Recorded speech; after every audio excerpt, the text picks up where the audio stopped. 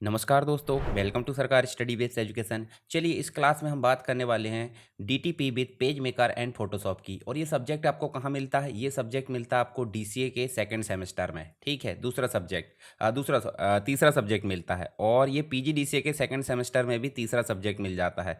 साथ ही अगर बात करें हम बीसीए की, तो बीसीए 3 साल का डिग्री कोर्स है, वहाँ पे भी डीटीपी विद फोटोशॉप आपको देखने को मिल जाता है। तो जो भी मैं इंपॉर्टेंट क्वेश्चन बताने वाला हूँ इस सब्जेक्ट से रिलेटेड, वो आपको इन्हीं कोर्सेज के लिए काफ़ी इंपॉर्टेंट रहेगा मेन एग्जाम के लिए। और इसी क्वेश्चन को ध्यान में रखकर, यानी कि जो आईएमपी क्वेश्चन है, इन्हीं को ध्यान में रखकर आगे हम जो है इसकी रिवीजन क्लास करने वाले हैं, जो आपके लिए काफ़ी इंपॉर्टेंट रहेगी, यानी कि आपके लिए बूस्टर का काम करेगी। परंतु बूस्टर का काम कब करेगी?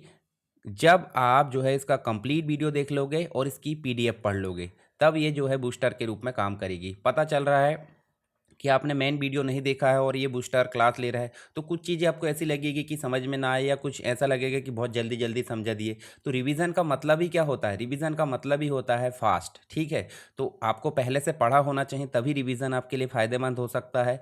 इसके पहले क्लास शुरू करें, हम देख लेते हैं यहाँ पे कि आपको जो वीडियो है वो कौन सा देखना है। जैसे आप यहाँ चलोगे सरकार स्टडी वेब्स एजुकेशन, जहाँ पे आप अभी वीडियो देख रहे हैं, तो इसको आप सब्सक्राइब कर लेना, आपके लिए काफ़ी इंपॉर्टेंट है। और आगे जितनी भी इंपॉर्टेंट वीडियो आएगी वो भी आपके लिए इंपॉर्टेंट रहेगी। यहाँ देखिए 3200 से ज़्यादा वीडियो देखने को मिल जाती है, जो आपके आगे कंप्यूटर सीखने या कोई भी कोर्स के लिए काफ़ी इंपॉर्टेंट हो जाती है। यहाँ पर आपको प्ले में जाना है, और प्ले में जाने के बाद आपको जाना कहाँ पर? ये देखिए यहाँ पे पीजीडीसीए सेकेंड सेमेस्टर लिखा है, इस पर क्लिक करना है। इस पर आप क्लिक करोगे तो यहाँ पे आपको देखने को क्या मिल जाएगा? ये playlist how to solve exam paper, इसको आप देख लेना। इसके अलावा नीचे दिख रहा है आईटी ट्रेंड्स एंड टेक्नोलॉजी, जो आपका फर्स्ट जो सब्जेक्ट होता है, जो बीसीए में भी होता है, वो भी आप देख सकते हैं। Complete internet and web designing और complete internet and e commerce, ये डीसीए का सब्जेक्ट है और ये पीजीडीसीए का, दोनों में से जो भी हो आप वो देख लेना कंप्लीट रूप से। उसके बाद डीटीपी दिख रहा है, तो डीटीपी कंप्लीट रूप से यहाँ सब्जेक्ट मिल रहा है, इसको आप जरूर देखिए। उसके आगे की भी सारी प्लेलिस्ट मिली है, मतलब सारे कंप्लीट वीडियो मिल जाएंगे जो डिटेल में है। उन वीडियोस को आप ज़रूर देखें ताकि आपको सारी चीज़ें क्लियर हो सके। और उसके बाद आपको जाना है टेलीग्राम पर। टेलीग्राम पर जाओगे तो इसकी फ्री पीडीएफ भी अवेलेबल है। और अगर आप नॉमिनल चार्जेस पे करना चाहते हैं तो कोई दिक्कत नहीं। यहाँ देखिए डीटीपी विद पेज मेकर के सामने लिंक दी है, इसको आप सिंपल क्लिक करो। और क्लिक करने के बाद आपको क्या करना है? इसका जो 49 रुपीज़ है वो पे करना है, और आपकी जो पीडीएफ है वो आपके ब्राउज़र में आ जाएगी, और उसको आप सिंपल डाउनलोड कर सकते हैं। तो ये चीज़ है, आपको बेसिक रूप से पता होनी चाहिए। इसके बाद हम यहाँ पर आप देख लेते हैं आईएमपी क्वेश्चन। तो आईएमपी क्वेश्चन ज़्यादा कुछ नहीं है, आपकी टोटल 5 यूनिट होती है, ये आपको पता होना चाहिए। हर एक सब्जेक्ट की 5 यूनिट होती है माखनलाल के अंतर्गत। और 5 यूनिट में आपको हर एक जो यूनिट है उसमें सेम क्वेश्चन देखने को मिल जाते हैं नंबर के, यानी कि क्वेश्चन सेम नहीं रहते, सेम नंबर के क्वेश्चन मिल जाते हैं। सेम नंबर बोले तो मान लो 50 नंबर का क्वेश्चन पेपर आया, ये 80 नंबर का, तो आपको 16 नंबर का या 10 नंबर का यूनिट देखने को मिल जाता है। अब जब हम बात करें पहली यूनिट की, तो पहली यूनिट में मुख्य रूप से बात की जाती है डीटीपी के बारे में, और दूसरी बात की जाती है प्रिंटिंग के बारे में। तो ये दो ही टॉपिक इंपॉर्टेंट है, यानी डीटीपी क्या है, डीटीपी के उपयोग के क्षेत्र बताइए, डीटीपी की प्रोसेस बताइए, डीटीपी में कौन कौन से सॉफ्टवेयर उपयोग किए जाते हैं, डीटीपी वर्सेज वर्ड प्रोसेसिंग, ये सारी बेसिक चीज़ें यहाँ देखने को मिल जाती है। उसके बाद प्रिंटिंग, प्रिंटिंग क्या है, प्रिंटिंग के प्रकार बताइए, ऑफसेट प्रिंटिंग क्या होती है, ऑफसेट प्रिंटिंग की प्रोसेस बताइए। इसके अलावा लेज़र प्रिंटर की विशेषताओं के बारे में। तो ये कुछ इंपॉर्टेंट क्वेश्चन है जो आपको बार बार पूछे जाते हैं इसी यूनिट के अंतर्गत। तो चलिए हम यहाँ पे इंपॉर्टेंट क्वेश्चन थोड़ा डिस्क्राइब भी कर लेते हैं कौन कौन से हैं। सबसे पहली बात तो हो जाती है कि डीटीपी यानी डेस्कटॉप पब्लिशिंग जो होती है, उसमें पब्लिकेशन में उसका क्या उपयोग है। पब्लिकेशन से मतलब जैसे न्यूज़पेपर की बात करें, या फिर ब्रोज़र है, या फिर मैगजीन है, या अलग अलग प्रकार के जो पब्लिकेशन होते हैं, बुक्स वगैरह, उन सभी में डीटीपी का क्या महत्व है ये बताना है। और डीटीपी का पब्लिकेशन में उपयोग करने से होने वाले लाभों को बताइए। ले देखे बात की जा रही है इसके उपयोग के क्या लाभ है। ठीक है, इसके अलावा मैंने बताया था आपको प्रिंटिंग, तो प्रिंटिंग में एक ऑफसेट प्रिंटिंग होती है। तो पहले तो आपको प्रिंटिंग तैयार करना है, प्रिंटिंग के विभिन्न प्रकार, और उसी प्रकार में ऑफसेट प्रिंटिंग के विस्तार से सारी चीज़ें सब पढ़ना है जो वर्किंग होती है। उसके बाद डीटीपी सॉफ्टवेयर और उसके उपयोग बताना है। जैसे डीटीपी सॉफ्टवेयर में आपका पेज मेकर आ जाता है, आपका फोटोशॉप आ जाता है, कोरल ड्रा आ जाता है, सारे सॉफ्टवेयर डीटीपी सॉफ्टवेयर हो जाते हैं। टाइपोग्राफी का मतलब हो जाता है जो आप वर्ड आर्ट का उपयोग करते हो, जैसे हम एम एस वर्ड में करते थे, वैसे ही हम कोरल ड्रा और पेज मेकर और आपके बाद जो है उसके बाद फोटोशॉप में भी देखने को मिल जाता है। तो ये सब टाइपोग्राफी कहलाती है, तो इसके बारे में आपको पता होना चाहिए। फिर देखिए वर्ड प्रोसेसर और पब्लिकेशन सॉफ्टवेयर के कामकाज पर चर्चा कीजिए। मतलब जो आपका एम एस वर्ड है और उसके बाद जो है आपके फोटोशॉप पेज मेकर की जो काम है या वर्किंग है उसकी चर्चा करना, और डीटीपी में उसके क्या फ़ायदे हैं, दोनों के बीच में अंतर मैंने अभी बताया था ना आपको। तो इन्हीं से रिलेटेड क्वेश्चन यहाँ देखने को मिल जाता है। एक क्वेश्चन और आ जाता है ट्रांसपेरेंट प्रिंट आउट, ये है क्या, इसके बारे में भी हम देखने वाले हैं आगे चल के। ट्रांसपेरेंट प्रिंट आउट हम देखेंगे, जैसे हम जब प्रिंट निकालना चाहते हैं तो उसका नेगेटिव प्रिंट निकालते हैं, उसके बाद आगे चल के वो जो है क्या बन जाता है, वो उसका उल्टा यानी कि पॉजिटिव बन जाता है। तो इसी से रिलेटेड चीज़ें देखने को मिल जाती है। किसी पेज को ग्राफिक्स और इमेज के साथ कैसे डिज़ाइन करें। मान लो एक पेज आप बना रहा है, उदाहरण के लिए मान लो वेडिंग इनविटेशन कार्ड बना रहा है, तो उसमें ग्राफिक्स और इमेज लगाते हैं। आप ग्राफिक्स मतलब कोई लोगो लगा दिए, कुछ भी आर्टिस्टिक चीज़ लगा दिए, इमेज लगा दिए, दूल्हा दुल्हन की इमेज लगा दिए, तो ये क्या है, एक प्रकार से एक पेज डिज़ाइन करे हैं। या फिर हमने एक पेज डिज़ाइन करे हैं कोई भी चीज़ का, तो अलग से जैसे बुक्स वगैरह कुछ भी चीज़ हो सकती है, तो उसको इमेज और ग्राफिक्स के साथ कैसे डिज़ाइन करेंगे वो हमको समझाना। तो हम डिज़ाइन करके देखेंगे और उसकी स्टेप्स लिखना सीखेंगे। इसके बाद देखिए पब्लिकेशन में डीटीपी के लाभ ऑलरेडी देख लिए, ऑफसेट प्रिंटिंग ऑलरेडी, प्रिंटिंग के प्रकार हमने पहले ही देख लिए, लेज़र प्रिंटर के लाभ ये भी मैंने पहले ही बता दिया आपको। इसके अलावा देखिए क्वेश्चन ज़्यादा जरूर लग रहा है पर वही वही क्वेश्चन देखने को मिल रहा है। आपको मुख्य रूप से क्या तैयार करना है, डीटीपी, डीटीपी के लाभ, और डीटीपी के लाभ के अलावा हमको क्या तैयार करना है, डीटीपी के सॉफ्टवेयर के उपयोग, उसके अलावा प्रिंटिंग और प्रिंटिंग के प्रकार। बस इतनी ही चीज़ें आपको पढ़ना है, 4-5 चीज़ें, किसमें, फर्स्ट यूनिट। अब फर्स्ट यूनिट में ये देखिए सारी प्रिंटिंग है, तो फर्स्ट यूनिट की सारी चीज़ें मैंने आपको शुरू में ही बता दिया था, सिर्फ क्वेश्चन जो है अलग अलग ढंग से पूछे जा सकते हैं। इंपॉर्टेंट तो इतनी ही चीज़ें हैं। अब बात करते हैं सेकेंड यूनिट की। तो आपको सेकेंड यूनिट और थर्ड यूनिट ये दोनों यूनिट में मिल जाता है पेज मेकर। तो पेज मेकर है क्या, पेज मेकर पहले तो एल्डेस के द्वारा बनाया जाता था, अभी जो है पेज मेकर किसके द्वारा बनाया जाता है, अभी पेज मेकर एडोब के द्वारा, मतलब एडोब कॉरपोरेशन के अंडर में पेज मेकर है।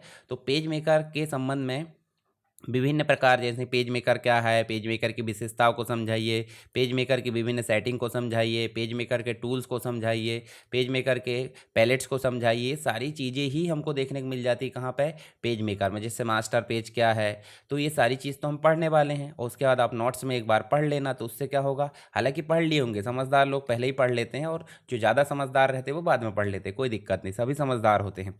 एक डीटीपी सॉफ्टवेयर के रूप में पेज मेकर पर टिप्पणी लिखना है और इसके फ़ायदे बताना है, पिछले जितने भी वर्जन हैं उनके बारे में बताना है। उसके बाद देखिए पेज मेकर के अंतर्गत बहुत सारी चीज़ होती है, जैसे टूल बॉक्स, टूल बॉक्स में आपके 14 टूल होते हैं, स्टाइल्स होती है, कलर स्टाइल, या फिर जो पैलेट्स होती है, मीनूज़ होते हैं, अलाइनमेंट क्या होता है, ग्रिड क्या होता है, गाइड क्या होता है, पेज लेआउट, फिल्टर, ये सारी चीज़ें आपको देखने को मिलेगी पेज मेकर में। इसके अलावा देखिए वर्ड प्रोसेसिंग सॉफ्टवेयर और पेज मेकर, मतलब डीटीपी सॉफ्टवेयर में पेज मेकर आ जाएगा, वर्ड प्रोसेसिंग में एमएस वर्ड, दोनों में अंतर बताना है। कॉलम और गटर्स क्या होते हैं, ये भी मार्जिन होती है। कॉलम मतलब मान लो आप एक पेज ले रहे हैं, एक पेज को दो भागों में बांटे, तो एक भाग ए हो गया और एक भाग ए हो गया, दोनों के बीच में कितनी जगह छोड़ी है, वो डिफाइन करता है गटर, यानी कि एक प्रकार की मार्जिन होती है दो कॉलम के बीच की जगह। इसके बाद पेज ओरिएंटेशन क्या होता है, इंपोर्ट और एक्सपोर्ट क्या होता है। ये देखिए इंपोर्ट और एक्सपोर्ट का मतलब हो जाता है, इंपोर्ट मतलब आप पिक्चर भी इंपोर्ट कर सकते हैं, आप टेक्स्ट भी इंपोर्ट कर सकते हैं, और एक्सपोर्ट में सारा का सारा डॉक्यूमेंट एक्सपोर्ट कर सकते हैं। कलर और पैलेट्स के बारे में बताना है, साथ ही रिवर्ट ऑप्शन क्या होता है किसमें, पेज मेकर में, पेस्ट मल्टीपल और पेस्ट स्पेशल क्या होता है, ये सारी चीज़ हम देखेंगे आगे चल के। इसके बाद थर्ड यूनिट में भी पेज मेकर ही आ जाता है।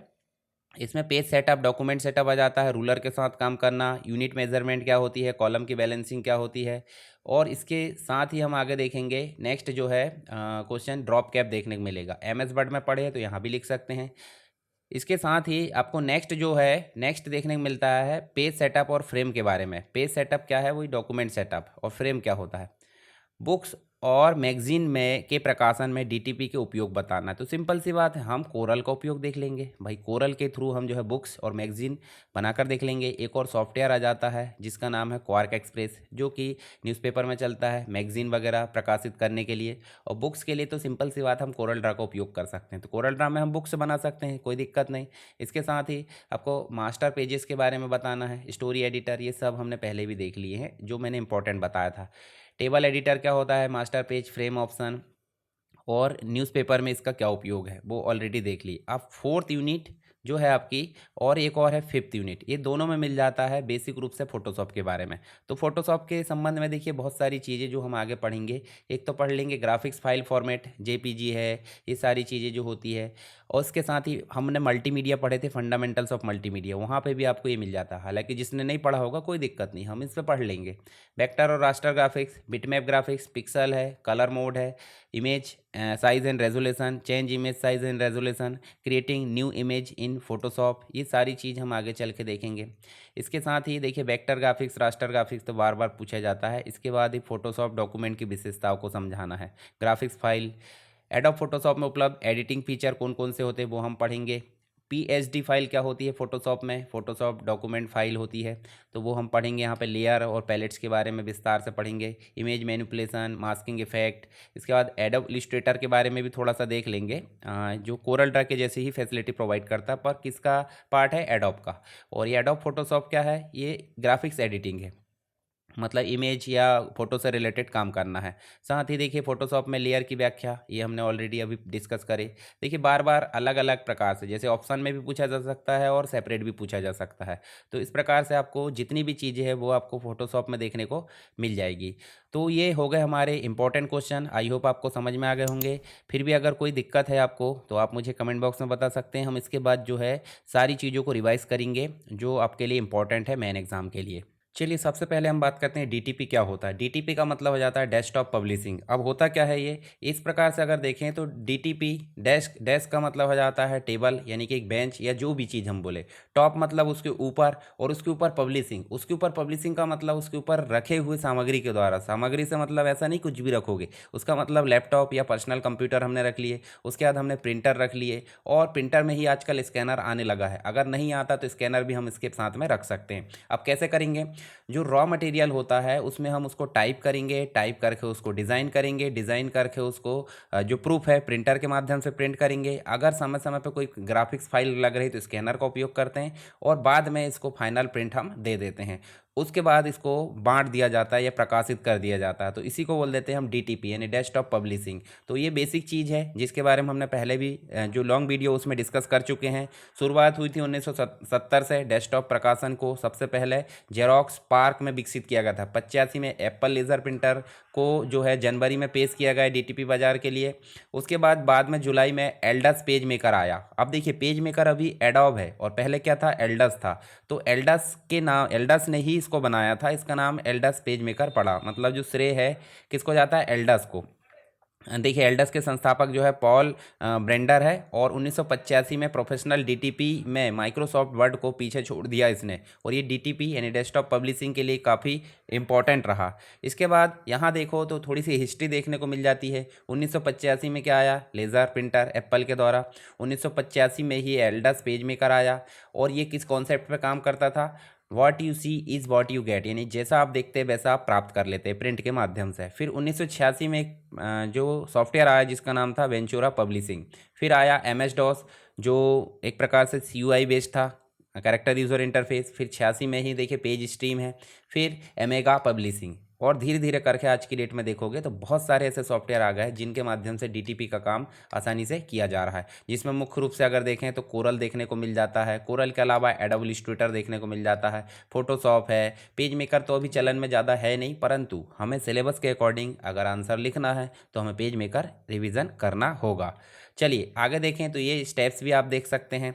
वर्ड प्रोसेसिंग और डीटीपी में अंतर पूछा जाता है, तो देखिए इसमें जो है टेक्स्ट क्रिएशन, यानी कि टेक्स्ट को टाइप करना, एडिट करना, और उसका जो है प्रिंट करना शामिल हो जाता है। किसमें, वर्ड प्रोसेसिंग में।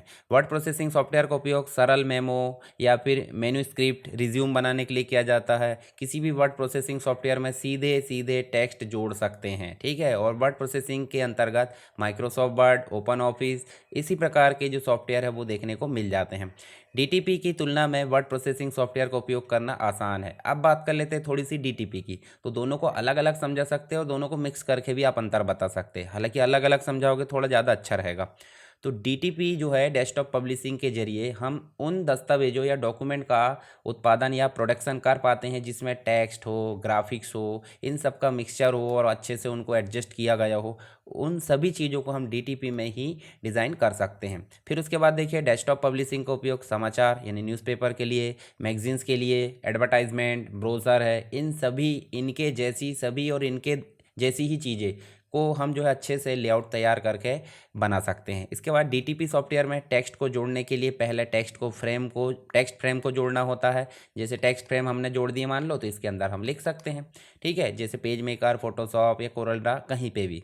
इसके बाद देखिए डेस्कटॉप पब्लिशिंग सॉफ्टवेयर जैसे कि क्वार्क एक्सप्रेस, ये न्यूज़पेपर में चलता है 7.0, या अभी तो बहुत एडवांस वर्जन आ चुके हैं इसके। एडोब InDesign है जो कि एक प्रकार से डिज़ाइन के लिए सॉफ्टवेयर यहाँ पे यूज़ किया जाता है। और CS2 की बात करें तो ये सभी जो है डीटीपी सॉफ्टवेयर होते हैं। वर्ड प्रोसेसिंग सॉफ्टवेयर की तुलना में इसका उपयोग करना थोड़ा मुश्किल होता है, काफ़ी मुश्किल होता है थोड़ा सा, परंतु काफ़ी ज़्यादा अच्छे होते हैं ये सॉफ्टवेयर।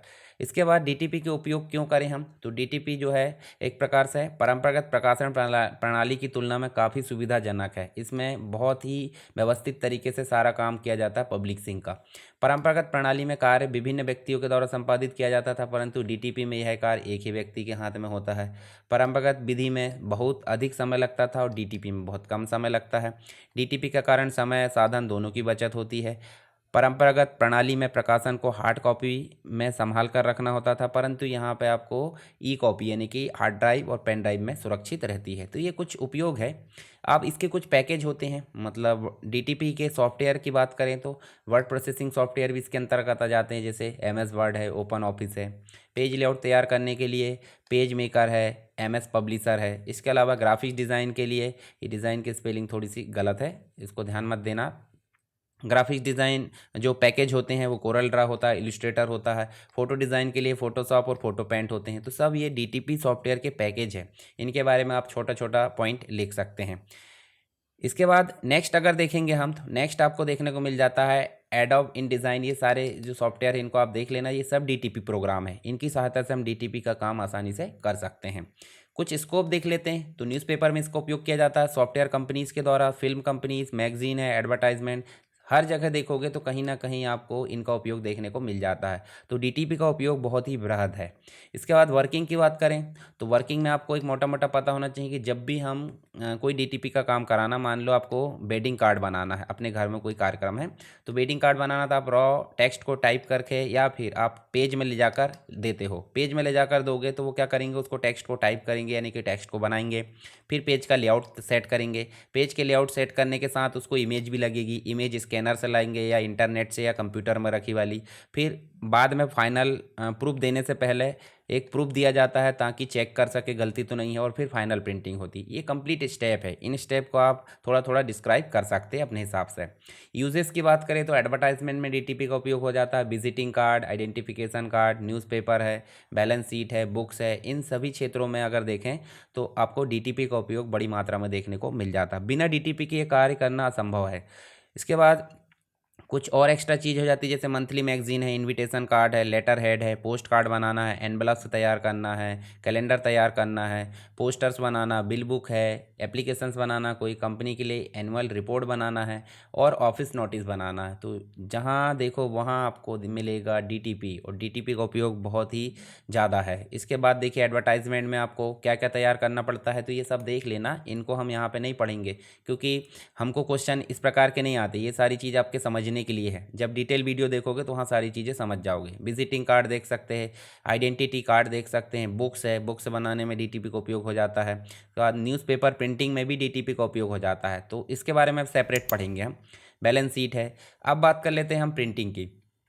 प्रिंटिंग होती क्या है, प्रिंटिंग का मतलब सिंपल है, जो सॉफ्ट कॉपी दिख रही है, मान लो यहाँ पे देखिए सॉफ्ट कॉपी दिख रही है सॉफ्टवेयर में, सॉफ्ट कॉपी को प्रिंटर की सहायता और कागज़ की सहायता से यहाँ पे प्रिंटर स्याही और कागज़ की सहायता से यहाँ पे कागज़ में परिवर्तित करना, यानी कि जो दिख रहा है उसको कागज़ पर लाना, किसकी सहायता से, प्रिंटर और इंक की माध्यम से। तो इसे हम बोल देते हैं प्रिंटिंग। तो प्रिंटिंग के लिए कोई ना कोई टेक्नोलॉजी की ज़रूरत पड़ती है, प्रिंटिंग मशीन की ज़रूरत पड़ती है। तो प्रिंटिंग अलग अलग प्रकार की टेक्नोलॉजी में हम बात करेंगे। सबसे शुरुआत की बात करें तो 105 ईस्वी में चीनी नागरिक था।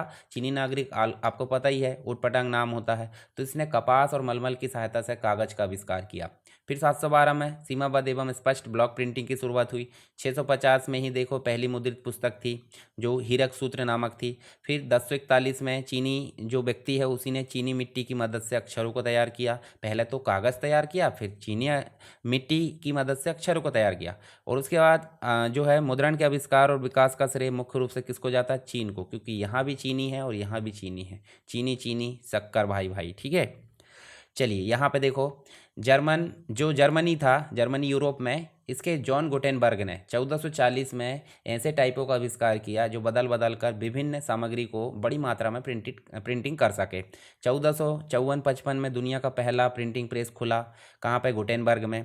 और 65 के आसपास देखें तो 300 प्रति बाइबल की छाप दी गई। उसके बाद देखें ये कला जो है मुद्रण की यानी प्रिंटिंग की यूरोपीय देशों में फैल गई। ये सारी चीज़ पता चल गई। धीरे धीरे जो है पुर्तगाल में इसकी शुरुआत 1544 में ही, और पुर्तगाल नागरिक हमारे यहाँ पे आया तो उसने हमारे यहाँ प्रिंटिंग लेकर आ गया, ठीक है। तो ये चीज़ देख सकते हैं। देखिए 1556 में गोवा में लाया गया, विभिन्न धर्म ग्रंथों को छापा गया। फिर दमन द्वीप की बात करें 1670 में एक प्रिंटिंग उद्योग यहाँ पे स्थापित किया गया।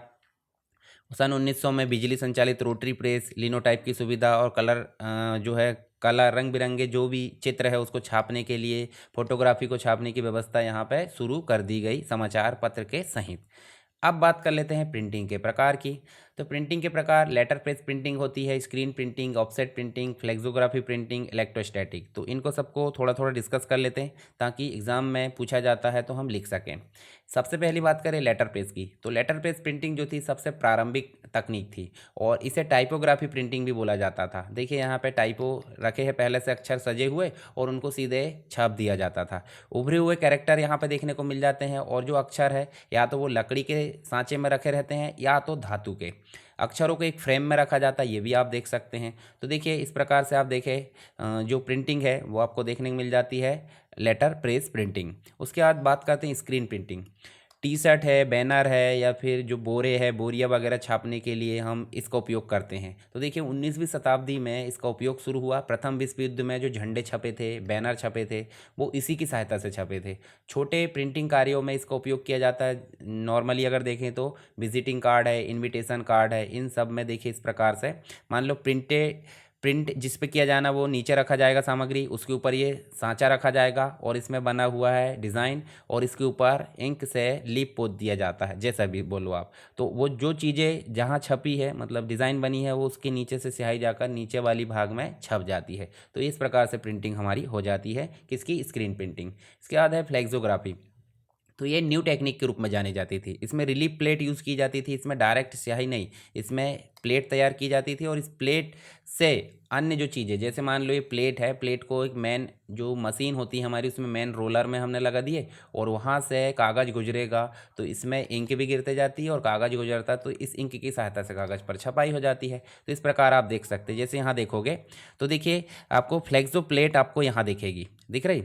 उसके बाद जो है इम्प्रेशन सिलेंडर, यहाँ से कागज़ होकर गुजरेगा। देखिए यहाँ इंक आ रही है, कागज़ होकर गुजरता है और उसके बाद ये प्रिंटिंग हो जाती है। तो इसमें प्लेट का उपयोग किया जाता है। प्रिंटिंग फाइल जल्दी खुल जाती है और एक बार में बहुत बड़े क्षेत्र में प्रिंटिंग की जा सकती है। किसके माध्यम से? फ्लेक्सोग्राफी प्रिंटिंग तकनीक के माध्यम से। चलिए आगे देखें इलेक्ट्रोस्टैटिक प्रिंटिंग। तो इलेक्ट्रोस्टैटिक प्रिंटिंग जो है स्याही उपयोग नहीं की जाती थी यहाँ पे और इसमें पाउडर या इंक होता था। अब स्याही होती थी पहले, अभी यहाँ पाउडर इंक का उपयोग किया जाने लगा। इलेक्ट्रोस्टैटिक प्रोसेस यहाँ पे यूज़ होती है, इसलिए इसे इलेक्ट्रोस्टैटिक प्रिंटिंग बोला जाता है। बुक्स की प्रिंटिंग में टी शर्ट वगैरह जो प्रिंट करते हैं उसके लिए इसका उपयोग किया जाता है। कौन सी? इलेक्ट्रोस्टैटिक प्रिंटिंग का। इसके बाद है डिजिटल प्रिंटिंग जो आज की डेट में काफ़ी ज़्यादा पॉपुलर है। सबसे ज़्यादा लोकप्रिय तकनीक आज की डेट में देखने को मिल जाती है। इसमें प्लेट उपयोग नहीं की जाती, सीधे सॉफ्ट कॉपी को हमने प्रिंट दिए और प्रिंट आ गया प्रिंटर की मदद से या प्रिंटिंग की मदद से। तो कैसे होता है ये? यहाँ पे खुद की इसकी मेमोरी होती है, डायरेक्ट ही प्रिंट कर देता है, सीधे प्रिंटर में इसको ट्रांसफ़र किया जाता है। इमेजिंग टेक्निक यूज़ की जाती है और छोटे या स्मॉल कार्यों के लिए इसका उपयोग किया जाता है, क्योंकि ज़्यादा बड़ी मात्रा में प्रिंट करेंगे तो प्रिंटर ही बस्ट हो जाएगा। तो इसलिए क्या करते हैं, मास्टर प्लेट बनाकर हम प्रिंटिंग का उपयोग करते हैं, ऑफसेट प्रिंटिंग का। तो आगे बात की जाएगी ऑफसेट प्रिंटिंग की। यहाँ देखिए लिथोग्राफी बोला जाता है इसको, सर्वव्यापी है, छोटे एवं मध्यम उद्योग के लिए सबसे ज़्यादा उपयोगी है, काफ़ी तेज होती है, सस्ती होती है। सस्ती का मतलब ऐसा नहीं कि नॉर्मल, दूसरी प्रिंटिंग के मुकाबले सस्ती होती है और गुणवत्ता ज़्यादा अच्छी नहीं होती है। जैसे न्यूज़पेपर आप देखते हो तो ज़्यादा अच्छी गुणवत्ता नहीं होती इसमें, सामान्य प्रिंटिंग के लिए उपयोग किया जाता है। और इसमें जो है इमेज प्रिंटिंग प्लेट से रबर की सीट पर स्थानांतरित की जाती है, जैसे बुक से छापना, मैगजीन है, बिल बुक है, मैं न्यूज़पेपर है, इन सब के लिए आपको ऑफसेट प्रिंटिंग मिल जाती है। अब ऑफसेट प्रिंटिंग के भी अलग अलग प्रकार हैं। जैसे आप देखोगे सीट फेड मिल जाती है, वेब फेड मिल जाती है और क्विक सेट मिल जाती है। सीट फेड में आपको क्या मिलता है, मुख्य रूप से यहाँ सीट कटी कटी होती है और एक एक करके कागज़ को उठाकर छापने का काम करती है। और जहाँ पर रोलर, ये देखिए कागज़ के रोल का उपयोग किया जाएगा, तो ये भी ऑफसेट है और ये भी ऑफसेट, पर यहाँ पर सीट को अलग अलग करके रखा जाता है। जैसे आप A4 वाले पेज देखते होंगे ना सीट, और यहाँ एक रोल वाला, तो रोल वाला पेज उपयोग करने वाली मशीन को वेब ऑफसेट मशीन बोला जाता है। और क्विक वाली जो है अलग है। तो वेब में हम देख सकते हैं कटी हुई सीट होती है, जो हाई वॉल्यूम पब्लिकेशन के लिए यहाँ पे जो, यहाँ वेब की बात की जा रही है। पहले वेब में हाई वॉल्यूम पब्लिकेशन के लिए उपयोग किया जाता है और ये जो है सीट यहाँ पे कटी नहीं होती। और सीट फेड में सीट कटी हुई होती है अलग अलग, जैसे card stock, plastic and metal पर प्रिंट करना है। नेक्स्ट अगर देखें तो क्विक सेट में आपको हाई क्वालिटी की इमेजेस, जैसे ट्रेडमार्क है या फिर इंस्ट्रक्शन बुक्स है या सम पीरियोडिकल जो पार्ट्स होते हैं उनमें प्रिंट करना है, तो आपको क्विक सेट ऑफसेट मशीन या प्रिंटिंग की ज़रूरत पड़ जाती है। तो ये तो बात हो गई कुछ प्रिंटिंग मशीन की। हम बात कर लेते हैं यहाँ पे ऑफसेट प्रिंटिंग की प्रोसेस की। इसके बारे में आप थ्योरी में पढ़ सकते हैं, मैं यहाँ कॉन्सेप्ट क्लियर कर देता हूँ। तो यहाँ 5 मुख्य स्टेप्स होती है। कौन कौन सी? एक तो हो जाता है फीडिंग सिस्टम, एक हो जाता है प्रिंटिंग सिस्टम, नेक्स्ट हो जाता है इंकिंग सिस्टम, और उसके बाद डैम्पनिंग सिस्टम, और बाद में जब कागज़ आउटपुट आ जाता है, रखे जाने योग्य हो जाता है, तो वो हो जाता है डिलीवरी सिस्टम। तो फीडिंग सिस्टम क्या होता है? जहाँ पे कागज़ को फीड किया जाता है। और प्रिंटिंग सिस्टम में आप देखोगे तो यहाँ पे आपको जो है प्रिंटिंग सिस्टम में सारे जो है रोलर वगैरह दिखेंगे। देखिए 4 कलर है, 4 कलर के रोलर दिखेंगे और यहाँ इंक रखी हुई है, इंकिंग सिस्टम। और बाद में जब निकल कर पेज इधर आएगा तो ये डैम्पनिंग सिस्टम के अंतर्गत देखिए प्लेट सिलेंडर, ब्लैंकेट सिलेंडर और इम्प्रेशन रोलर, ये 3 चीज़ें देखने को मिलेगी। और बाद में जब कागज़ निकलेगा, ये सब प्रिंटिंग क्षेत्र का जो है क्षेत्र देखने को मिल जाता है। और जब कागज़ यहाँ से इधर आता है तो वो डैम्पनिंग सिस्टम, रखा दिया आखिर मतलब डिलीवरी सिस्टम। तो इस प्रकार से चीज़ें मिल जाती है। अब यहाँ 4 कलर है CAM के, यानी सियान, मेजेंटा, येलो, ब्लैक। तो ये जो है रोलर के माध्यम से क्या होता है, एक एक करके कलर अपनी ज़रूरत के हिसाब से आता है, प्लेट सिलेंडर से होते हुए ब्लैंकेट में, फिर इम्प्रेशन में। तो इस प्रकार से ये प्रिंटिंग का काम करती है। कौन? Offset printing. तो ये डायग्राम आप बना सकते हैं एग्जाम में और इसके स्टेप्स को आप लिख सकते हैं। अब बात करते हैं लेज़र प्रिंटर की। ये नॉन इम्पैक्ट प्रिंटर है, मतलब ये लेज़र के माध्यम से प्रिंट करेगा कागज़, A4 वगैरह, या बड़े पेज है तो बड़े प्रिंटर के हिसाब से बड़े पेज भी लग जाते हैं। तो ये डायग्राम ध्यान रखना। पेपर जो है ट्रे से इधर आता है, रोलर के माध्यम से आगे गुजरता है, यहाँ लेज़र होती है। लेज़र के द्वारा क्या होता है, जो टोनर होता है वो पिघलता है और इस रोलर के माध्यम से कागज़ पर प्रिंट होकर ये रोलर जो है आगे की ओर निकाल कर क्या कर देता है, ये पेपर को एग्जिट कर देता है। तो ये सारी चीज़ होती है, इसको ड्रम बोला जाता है। यहाँ कॉटरेज वगैरह इसी में होती है। तो ये सारी चीज़ क्या करती है, प्रिंटिंग में मदद करती है। तो लेज़र प्रिंटर प्रिंटिंग क्षेत्र में काफ़ी मदद करता है। अगर मान लो प्लेट बनाना है तो प्लेट के पहले प्रूफ या फिर फाइनल प्रिंटिंग करना है तो उसके लिए लेज़र प्रिंटर की ज़रूरत पड़ती है बटर पेपर में। तो ये लेज़र प्रिंटर काफ़ी इंपॉर्टेंट है। लेज़र प्रिंटर की शुरुआत कैसे हुई, इसकी जो क्षमता है वो PPM से, पेपर पर मिनट से मापी जाती है, और इसकी जो क्वालिटी है वो DPI से मापी जाती है। तो ये आप पढ़ लेना एक बार, फंडामेंटल्स ऑफ कंप्यूटर में भी हमने पढ़ चुके हैं। फीचर्स की बात करें तो इसकी स्पीड काफ़ी होती है, 1 मिनट में बहुत ज़्यादा प्रिंट ये कर देता है। कलर प्रिंटिंग भी कर सकता है ब्लैक एंड वाइट के साथ साथ। रेजोल्यूशन इसका काफ़ी अच्छा होता है, और यहाँ पे प्रिंटर में अपनी खुद की लैंग्वेज भी होती है, अलग अलग लैंग्वेज में प्रिंट करने के लिए वो तैयार रहता है। यहाँ पेपर प्रिंटिंग, बटर पेपर या अलग अलग प्रकार के पेपर में प्रिंट कर सकते हैं। अब सिंगल साइड प्रिंट होता है तो ये डबल साइड भी प्रिंट करने योग्य रहता है। जैसे सिंप्लेक्स मतलब सिंगल साइड और डुप्लेक्स मतलब डबल साइड। तो इसकी कुछ विशेषताएं है। इसके टाइप्स की बात करें तो ये पर्सनल यूज़ के लिए भी उपयोग किया जाता है। ऑफिस में देखें तो ऑफिस में एक से अधिक ग्रुप के द्वारा उपयोग किया जाने वाला है। प्रोडक्शन के क्षेत्र में इसका उपयोग किया जाता है। साथ ही कलर अगर प्रिंटिंग करना तो उसके लिए भी लेज़र प्रिंटर की आवश्यकता पड़ जाती है। अब बात कर लेते हैं पेज मेकर की। तो पेज मेकर क्या है, ये शुरुआत में एल्डस कंपनी के द्वारा बनाया जाता था, फिर बाद में एडोब कॉरपोरेशन ने इसको अधिग्रहित कर लिया, और 7वां जो वर्जन है वो लेटेस्ट है, और अभी उसके वर्जन अपडेट नहीं हुए। इसका उपयोग visiting card, biodata, magazine, books, अखबार, लेटर पैड, इनको छापने के लिए किया जाता है। तो ये ध्यान में रख सकते हैं आप। इसकी हिस्ट्री की बात करें, सन 1985 में मैकिन्टोश IBM PC के लिए 1.0 आया था। ठीक, 1985 मैकिंटोश के लिए और 1986 में IBM के लिए। फिर एल्डास पेजमेकर 1.2 आया, तो ये 1986 में रिलीज़ हुआ। पोस्ट स्क्रिप्ट फॉन्ट वगैरह कुछ फीचर्स यहाँ ऐड कर दिए गए इसमें। फिर 2.0 आया, इसको 1987 में रिलीज़ किया गया। ठीक है, और आगे चल के इसमें भी फीचर्स। फिर 3.0 88 में। फिर उसके बाद आप देखोगे तो एल्डास पेजमेकर 4.0 आया, उसके बाद 5.0 आया। 5.0 1993 में रन किया, मतलब यहाँ पे रिलीज़ किया गया। उसके बाद जो है एडोब पेजमेकर 6.0 यहाँ देखने को मिला, जो 1995 में।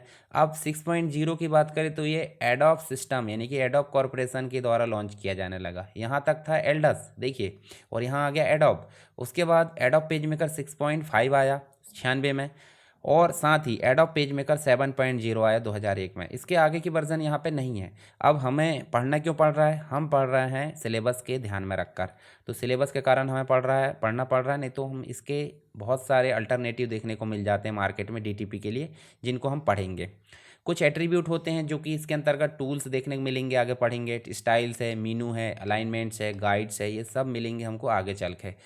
अब एडोब फोटोशॉप के बारे में भी थोड़ा सा जान लेते हैं, फिर बाद में हम सीधे प्रैक्टिकल के बारे में देखेंगे। तो यहाँ देखिए, एडोब फोटोशॉप एक प्रकार का इमेज क्रिएशन सॉफ्टवेयर है, ग्राफिक्स डिज़ाइन है, फोटो एडिटिंग है, ये सारी फीचर्स इसमें मिल जाते हैं।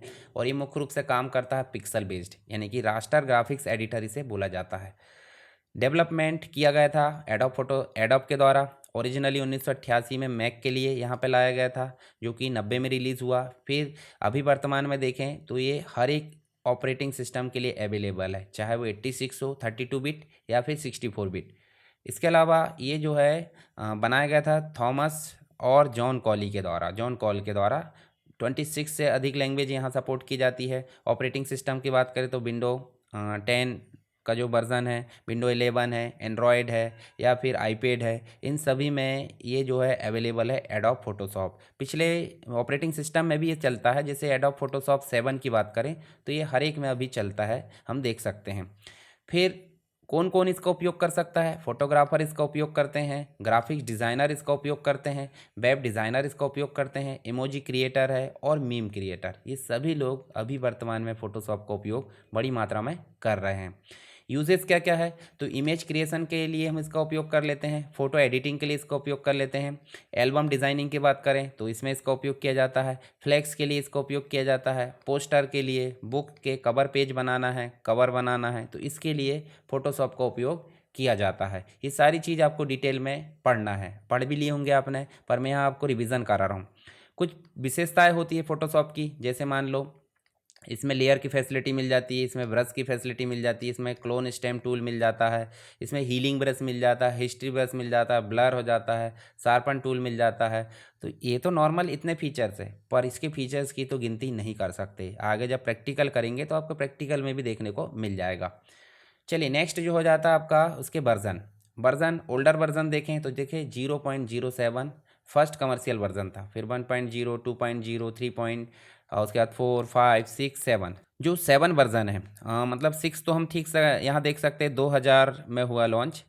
यहाँ पे जो 7 वर्जन है, 7 अभी 2002 में लॉन्च हुआ, पर अभी भी बहुत सारे लोग इसका उपयोग करते हैं। हालांकि 2023 में जो 23 वाला जो वर्जन है फोटोशॉप 2023, वो देखने को मिल जाता है। इसका उपयोग भी करके देखेंगे हम। और 2007 ये जो 2002 में लॉन्च हुआ फोटोशॉप 7.0, इसका भी उपयोग करके देखने वाले हैं। अब कुछ CS वर्जन आए जो कि 8 से चालू हुए थे, फोटोशॉप CS2 CS3 CS4 5 6 तक, यानी 13 नंबर के वर्जन तक 2012 तक ये लॉन्च हुए। फिर आए CC वर्जन, तो CC आए 14 से, यानी कि 2013 से लॉन्च हुए। फिर देखिए 14 लॉन्च हो गया, 15 16 17 18 19 जो भी है 21 22 23, और अभी वर्तमान में कौन सा वर्जन चल रहा है? ये चल रहा है 2023 का 24.7, जो कि 2023 में लॉन्च किया गया था। तो ये कंप्लीट रूप से हमने यहाँ पे देखें। इसके बाद अभी कंप्यूटर ग्राफिक्स के बारे में बेसिक रूप से बात कर लेते। अभी हम चल रहा है थ्योरी बोले तो कॉन्सेप्ट क्लियर कर रहा है, फिर हम सीधे प्रैक्टिकल पे बात करेंगे। तो प्रैक्टिकल में हमारा कंप्लीट क्या हो जाएगा, जो एग्ज़ाम की दृष्टि से रहेगा। कंप्यूटर ग्राफिक्स क्या होता है? कंप्यूटर की मदद से बनाई जाने वाली जो ग्राफिक्स है वो कंप्यूटर ग्राफिक्स कहलाती है। जैसे रेक्टेंगल है, ट्रायंगल है या लाइन है, जो भी चीज़ें हम बनाते हैं वो सब क्या है? Computer graphics. Computer graphics art of image कहलाता है। Line, chart, design by computer programming, computer programming की सहायता से स्क्रीन पर कोई चीज़ ड्रॉ करना क्या कहलाता है, कंप्यूटर ग्राफिक्स कहलाता है। ये सभी कलेक्शन होते हैं पिक्सल्स का। पहली बार जो इसका यूज़ किया गया था वर्न हडसन एंड विलियम फेटर के द्वारा 1960 में यूज़ किया गया था कंप्यूटर ग्राफिक्स। इसका यूज़ जो है पेंटिंग के क्षेत्र में, प्रिंटिंग के क्षेत्र में, डीटीपी है, बिल्डिंग है, आर्किटेक्चर, ऑटोकेड है, गेम, मूवी, जो है आपका साइंस है, वेदर है, इन सभी जगह कंप्यूटर ग्राफिक्स बड़ी मात्रा में उपयोग किया जाता है। इसके दो प्रकार है, एक तो रास्टर ग्राफिक्स होता है और एक वेक्टर ग्राफिक्स। अब रास्टर ग्राफिक्स और वेक्टर ग्राफिक्स में क्या अंतर है? मान लो यहाँ देखिए, ये हो गया रास्टर ग्राफिक्स। रास्टर ग्राफिक्स कैमरे की मदद से पिक्सल का कलेक्शन होता है, कैमरे की मदद से कैप्चर की जाती है, और जब इसका साइज़ हम बढ़ाते हैं तो इसके पिक्सल जो है फटने लगते हैं, बढ़ाने पर इसकी क्वालिटी जो है घट जाती है। उसके बाद अगर वेक्टर की बात करें तो वेक्टर जो है ऑब्जेक्ट से मिलकर बनी होती है, कितने भी बड़ा कर दो उसकी क्वालिटी नहीं घटती, और इसको रास्टर में बदलना आसान होता है, पर रास्टर को वेक्टर में बदलना कठिन होता है, इसको बदला नहीं जा सकता। इसके बाद रास्टर ग्राफिक्स, वेक्टर ग्राफिक्स आप एक बार पढ़ लेना, यहाँ पे सारी चीज़ मैंने समझा दिया, दोनों में अंतर पूछा जाता है तो ये भी आपको पता चलना चाहिए। इमेज फाइल के एक्सटेंशन पूछे जाएंगे, तो विभिन्न इमेज फाइल जो कि फोटोशॉप के अंतर्गत होती है, जैसे जीआईएफ। जीआईएफ बोले तो ग्राफिकल इमेज फाइल, इसके अलावा आईएमजी फाइल होती है, टीआईएफ होती है, ईपीएस होती है, डब्ल्यूपीजी होती है, जेपीजी होती है, बीएमपी, पीएनजी, ये सब जो फोटोशॉप की फाइल एक्सटेंशन है या ग्राफिक्स फाइल एक्सटेंशन के नाम से पूछा जाता है, वो आपको पता चलना चाहिए। फोटोशॉप का खुद का सेपरेट होता है .psd, पर अलग अलग इमेज में काम करना होता है, इसलिए सभी फोटोशॉप की ही इमेज मानी जाएगी। तो जीआईएफ क्या है? ग्राफिकल इंटरचेंज फाइल फॉर्मेट हो जाता है, ग्राफिक इंटरचेंज फाइल फॉर्मेट बोल सकते हैं। इसका मुख्य उद्देश्य जो होता है synthetic diagram, logos, navigation button, इन सब में किया जाता है। 256 कलर प्रति इमेज के लिए इसका उपयोग किया जाता है। फिर आईएमजी की बात करें तो आईएमजी मुख्य रूप से ये देखिए इमेज प्रोग्राम के साथ कार्य करने के लिए बनाया गया है इसको, और यह फाइल फॉर्मेट मोनोक्रोम और ग्रे स्केल पर काम करती है। टीआईएफ की बात करें तो TIF tagged image file format होती है, और इसका एक्सटेंशन टीआईएफ होता है। ये टिप फाइल इनको कहा जाता है, थोड़ी सी बड़ी होती है, मतलब यहाँ पे अगर देखें तो ये जो है आरजीबी और सीएमवाई के कलर को सपोर्ट करती है। ईपीएस की बात करें तो ईपीएस जो है इनकैप्सुलेटेड पोस्ट स्क्रिप्ट कहा जाता है। तो ये जो इमेज है जिनका उपयोग ग्राफिक्स फाइल को रेंडर करने के लिए किया जाता है। साथ ही डब्ल्यूपीजी की बात करें तो ये डब्ल्यूपीजी वर्ड परफेक्ट के द्वारा इसका उपयोग किया जाता है, और ये जो है वेक्टर इमेज को सपोर्ट करती है। जेपीजी की बात करें तो ये हो जाती है आपकी जॉइंट फोटो एक्सपर्ट ग्राफिक्स, ठीक है, और ये रास्टर ग्राफिक्स है। इसका उपयोग जो है मुख्य रूप से कैमरे से कैप्चर करने के लिए पिक्सल का कलेक्शन यहाँ होता है। आरजीबी जो कलर मोड है उसको सपोर्ट यहाँ पे करती है। पीएनजी की बात करें तो नेटवर्क में सारी चीज़ें में यही में देखने को मिलेगी, पोर्टेबल नेटवर्क ग्राफिक्स, यानी कि इंटरनेट में आप देखोगे तो ये 8 बिट कलर डेप्थ को सपोर्ट करती है। पीएनजी अभी देखें तो पेंट ब्रश में जो फाइल बनती है वो पीएनजी कहलाती है। बिटमैप फाइल की अगर बात करें तो बिटमैप भी पेंट ब्रश का उपयोग करके बनाई जाती थी, ठीक है। इसके साथ ही अगर देखें तो आगे हमको कलर मॉडल और कलर मोड्स देखने को मिल जाते हैं। कलर मॉडल की अगर बात करें तो दो प्रकार से होते हैं, एक तो हो जाता है एडिटिव और एक हो जाता है सब्सट्रैक्टिव, ठीक है। एडिटिव कलर मॉडल की अगर बात करें तो यहाँ देखिए आपको 3 कलर देखने को मिलेंगे, कौन कौन से? रेड, ग्रीन और ब्लू। जब हम रेड और ब्लू को मिलाएंगे तो क्या बन जाता है? मैजेंटा, ठीक है, और रेड और ग्रीन को मिलाएंगे तो क्या बन जाता है? येलो, और ब्लू और ग्रीन को मिलाएंगे तो क्या बन जाता है? यहाँ पे आपको सियान देखने को मिल जाता है, पर ब्लैक है कि यहाँ पे नहीं है, तो इसका मतलब ये कौन सा कलर मॉडल है? ये आरजीबी है, रेड ग्रीन ब्लू, और इसकी कैपेसिटी 0 से लेकर कितनी होती है? 256, ठीक है, मतलब मैक्सिमम वैल्यू इसकी 256 होती है और मिनिमम 0 होती है। अब बात कर लेते हैं सब्सट्रैक्टिव। यहाँ पे मिल जाते हैं आपको सियान, मेजेंटा, येलो और ब्लैक। मतलब जब हम आरजीबी को कंप्लीट रूप से एक साथ मिलाएंगे तो क्या बन जाता है? वाइट, और जब हम सी एम बाई के को कंप्लीट रूप से मिलाएंगे तो क्या बन जाता है? ब्लैक बन जाता है। और इसकी वैल्यू सी एम बाई के की वैल्यू होती है 0 से लेकर 100 तक, ठीक है। और सी एम मतलब सियान और मेजेंटा को मिलाएंगे तो क्या बन जाता है? ब्लू, सियान और येलो को मिलाएंगे तो क्या बन जाता है? रेड, और येलो और सियान को मिलाएंगे तो क्या बन जाता है? ग्रीन। तो इस प्रकार आप थोड़ा सा ध्यान में रख सकते हैं। Colour model, in colour modes की बात करें तो कलर मॉडल संख्याओं का उपयोग करके कलर को गणितीय रिप्रेजेंटेशन करता है, जबकि कलर मोड एक प्रकार की सेटिंग होती है जो निर्धारित करती है कि कलर एलिमेंट में किस प्रकार का कॉम्बिनेशन किया जाए। मान लो आपको आरजीबी कॉम्बिनेशन दिया है तो कुछ को ले लिया आपने 50, कुछ को ले लिए 100 और कुछ को ले लिया आपने 200। तो इनके कॉम्बिनेशन को हम बोल देंगे कलर मोड। और कलर मॉडल क्या है? कलर मॉडल 0 से लेके कंप्लीट रूप से 255 यानी कि RGB कलर मॉडल है, CMYK के कलर मॉडल है, इन सब के कॉम्बिनेशन से जो बनता है वो कलर मोड है। इसके बाद कलर मॉडल में सेचुरेशन, ह्यू, ब्राइटनेस गुणों को एक रेंज में, नंबर में डिफाइन किया जाता है। कलर मोड को हम इमेज मोड के रूप में भी जानते हैं। कलर को किसी डिवाइस या मटेरियल में किस प्रकार से प्रदर्शित किया जाए ये डिफाइन करने का तरीका होता है कलर मोड। ठीक है। कलर मोड के रिजल्ट के रूप में colour detail and file size के लेवल के द्वारा अलग अलग होते हैं। उदाहरण के लिए फुल कलर प्रिंट ब्राउज़र में इमेज के लिए CMYK के कलर मोड का उपयोग किया जाता है, जबकि कलर की जो इंटीग्रिटी बनाए रखते हुए फाइल आकार को कम करने के लिए वेब या ईमेल में इमेज के RGB कलर का उपयोग किया जाता है। तो RGB मुख्य रूप से जो RGB कलर मॉडल है उसका उपयोग मुख्य रूप से स्क्रीन के लिए किया जाता है। स्क्रीन बोले तो जब भी आप फाइल को टीवी में या डिजिटल मीडियम में देखते हो तो उसके लिए कौन सा कलर मोड लगेगा? RGB। परंतु जब भी आप प्रिंट मटेरियल चाहते हो, प्रिंट बोले तो आपको न्यूज़पेपर प्रिंट करना हो, फोटो तो ठीक है, आपको पोस्टर प्रिंट करना हो, ब्रोशर है या फिर फ्लैक्स प्रिंट करना हो तो आपको कौन सा कलर मॉडल चाहिए? CMYK प्रिंटिंग मॉडल बोल देते हैं इसे, और इसको डिस्प्ले मॉडल बोल देते हैं RGB को। दोनों के मध्य आप अंतर समझ गए। ये चीज़ हो गई। कलर मॉडल बहुत सारे हो सकते हैं, जैसे लैब कलर मॉडल हो सकता है, RGB, CMYK, इंडेक्स है, ग्रे स्केल है, बिटमैप है। तो सबके बारे में यहाँ दिखा। जैसे लैब कलर की क्वालिटी ये देख सकते हैं, RGB की क्वालिटी ये, CMYK की इस प्रकार देख सकते हैं प्रिंटिंग के लिए। Index colour model grey scale faded दिखता है और बिटमैप डॉट डॉट में दिखता है। चलिए RGB के बारे में आप यहाँ देख लेना, 3 कलर का कॉम्बिनेशन 0 से लेकर 255 ये चीज़ें होती हैं सभी की। उसके बाद CMYK में 0 से लेकर 100 होती है। जो 4 कलर होते हैं उनकी। लैब कलर की बात करें तो लैब कलर आप एक बार पढ़ लेना, यहाँ पे इस प्रकार से देखें, लाइट ग्रीन और ब्लू।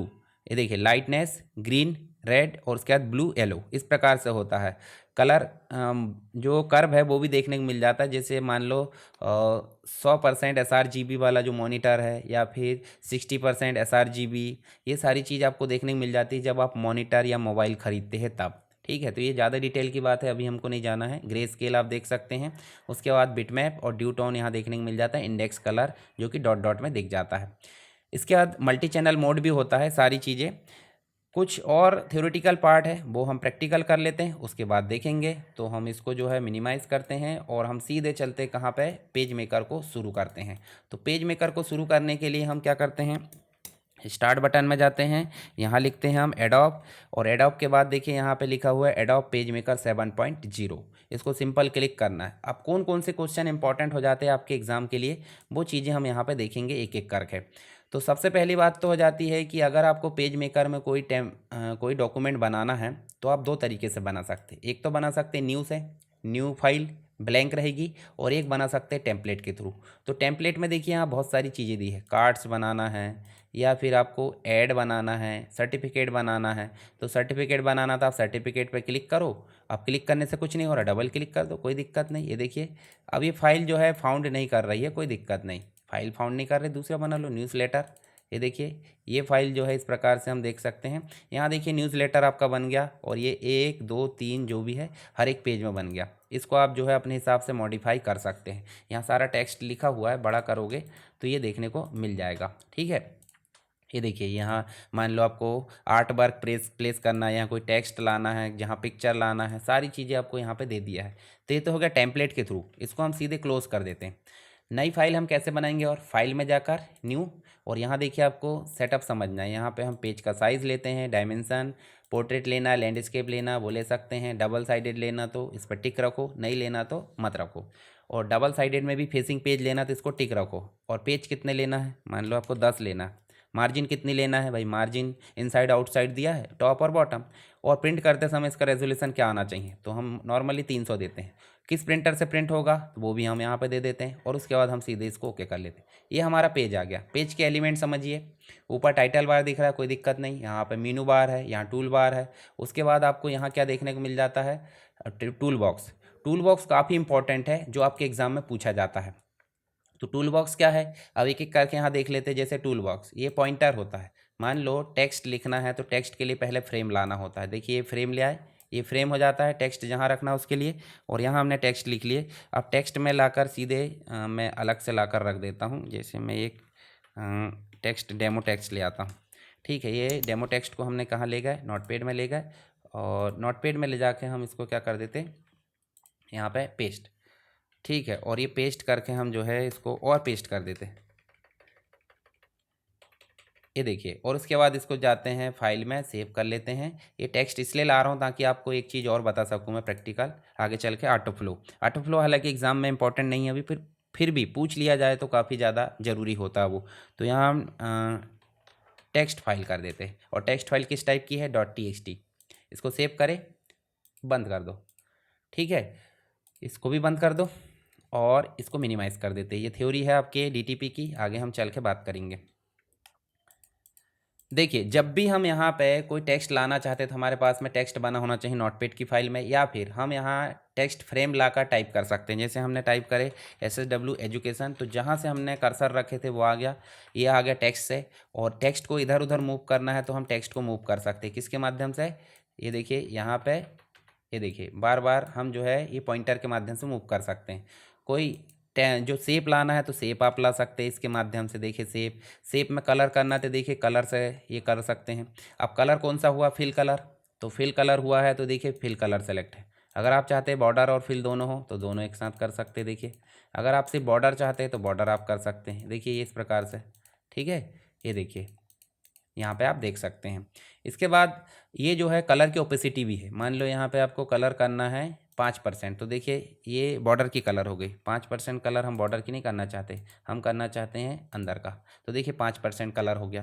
तो ये कलर की ओपेसिटी भी है, यहाँ कलर पैलेट में आपको देखने को मिलेगा। 100 कर दो तो कलर आप कर सकते हैं। कलर के जो वेरिएंट भी दिख रहा है, बॉर्डर है, फिल कलर है, या फिर दोनों कलर, उसकी ओपेसिटी। और साथ ही न्यू कलर पैलेट बनाने का ऑप्शन दिख रहा है, न्यू कलर पैलेट यहाँ नाम देंगे, कलर सेलेक्ट करेंगे और ओके कर देंगे तो कलर पैलेट भी बन जाएगी।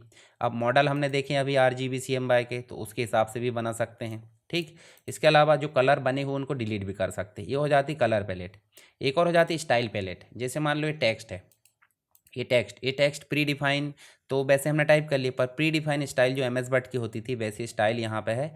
हेडलाइन बनाना तो हेडलाइन बना सकते हैं, हैंगिंग इंडेंट बना सकते हैं, सब हेड बना सकते हैं, sub head two, caption, body text, normal. ठीक है, नो स्टाइल कर दोगे जैसा भी तो वो चला जाएगा जैसे भी। तो ये हो जाती है हमारी स्टाइल। इसमें भी हम न्यू स्टाइल बना सकते हैं नाम देकर, उसकी कैरेक्टर की सेटिंग बदल सकते हैं। देखिए फॉन्ट फॉर्मेटिंग पढ़े आपने MS वर्ड में, ऐसी कैरेक्टर की स्पेसिफिकेशन होती है, फॉन्ट के साइज़, लीडिंग वगैरह, ये सारे केस है, ट्रैक है, लाइन एंड ब्रेक, पोजीशन क्या रखना है, कलर क्या रखना है, बोल्ड, इटैलिक, अंडरलाइन, सबको ओके कर दो। उसके बाद पैराग्राफ में अलाइनमेंट क्या लेना है वो भी ओके कर दो, और ये हमारी स्टाइल बनकर कहाँ जाएगी, यहाँ पे। अगर स्टाइल डिलीट करना तो इस स्टाइल का उपयोग कर सकते हैं। तो अगर एग्जाम में क्वेश्चन आता है स्टाइल और कलर्स का, तो आप इन विंडो को बनाकर इसको एक एक करके समझा देना। उसके बाद टूल बॉक्स आया, तो मैंने बताया ना, टूल बॉक्स टेक्स्ट बॉक्स के लिए T का उपयोग करते हैं। इसके लिए जो है पॉइंटर यानी कि मूव करने के लिए। ये रोटेट करने का तरीका होता है, देखिए रोटेट कर सकते हैं। इसके बाद हम जो है क्रॉप बोले तो ये इमेज को क्रॉप करता है, तो आगे इमेज लाकर देखेंगे। इसका उपयोग हो जाता है सिंपल लाइन ड्रॉ करने के लिए। जैसे देखिए ये हमने लाइन ड्रॉ कर लिए। उसके बाद ये भी लाइन ड्रॉ करने के लिए यूज़ होता है, परंतु ये सीधी लाइन और खड़ी लाइन ड्रॉ करता है। और एक और हो जाती है डायगोनल, ये देखिए डायगोनल लाइन ये ड्रॉ करता है। तो इस प्रकार से हम देख सकते हैं, पॉइंटर का उपयोग करके हम एक एक को सेलेक्ट करके डिलीट भी कर सकते हैं। देखिए तो दोनों लाइन आपने समझ गए। ये तीनों हो जाते हैं एक प्रकार से शेप टूल। कौन कौन से, रेक्टेंगल, सर्कल और पॉलीगॉन। और इसी में रेक्टेंगल, सर्कल और पॉलीगॉन में ये फ्रेम टूल हो जाते हैं। फ्रेम का उपयोग क्यों किया जाता है, जब भी हमको पिक्चर लाना है या कोई चीज़ इसके अंदर रख कर डिज़ाइन करना है तो हमको क्या लेना पड़ता है, फ्रेम। एक तो रेक्टेंगल फ्रेम टूल है, एक हो गया इलिप्टिकल फ्रेम टूल, और एक हो गया आपका पॉलीगॉन। अब देखिए एक चीज़ और दिखाता हूँ। ये जो पॉलीगॉन दिख रहा है ना, पॉलीगॉन पर डबल क्लिक करेंगे तो इसके जो साइज़ है उसकी सेटिंग कर सकते हैं। देखिए यहाँ पे इसको स्टार बना सकते हैं, और हम इसको ड्रॉ करेंगे तो इस प्रकार से आएगा कुछ। ये देखिए कलर कर दिए, अब कलर अंदर भी तो कर दो। ये देखिए इस प्रकार से हम कर सकते हैं। तो ये दोनों 6 टूल हो गए हमारे। और यहाँ से जो हैंड टूल है वो इधर उधर मूव करता है।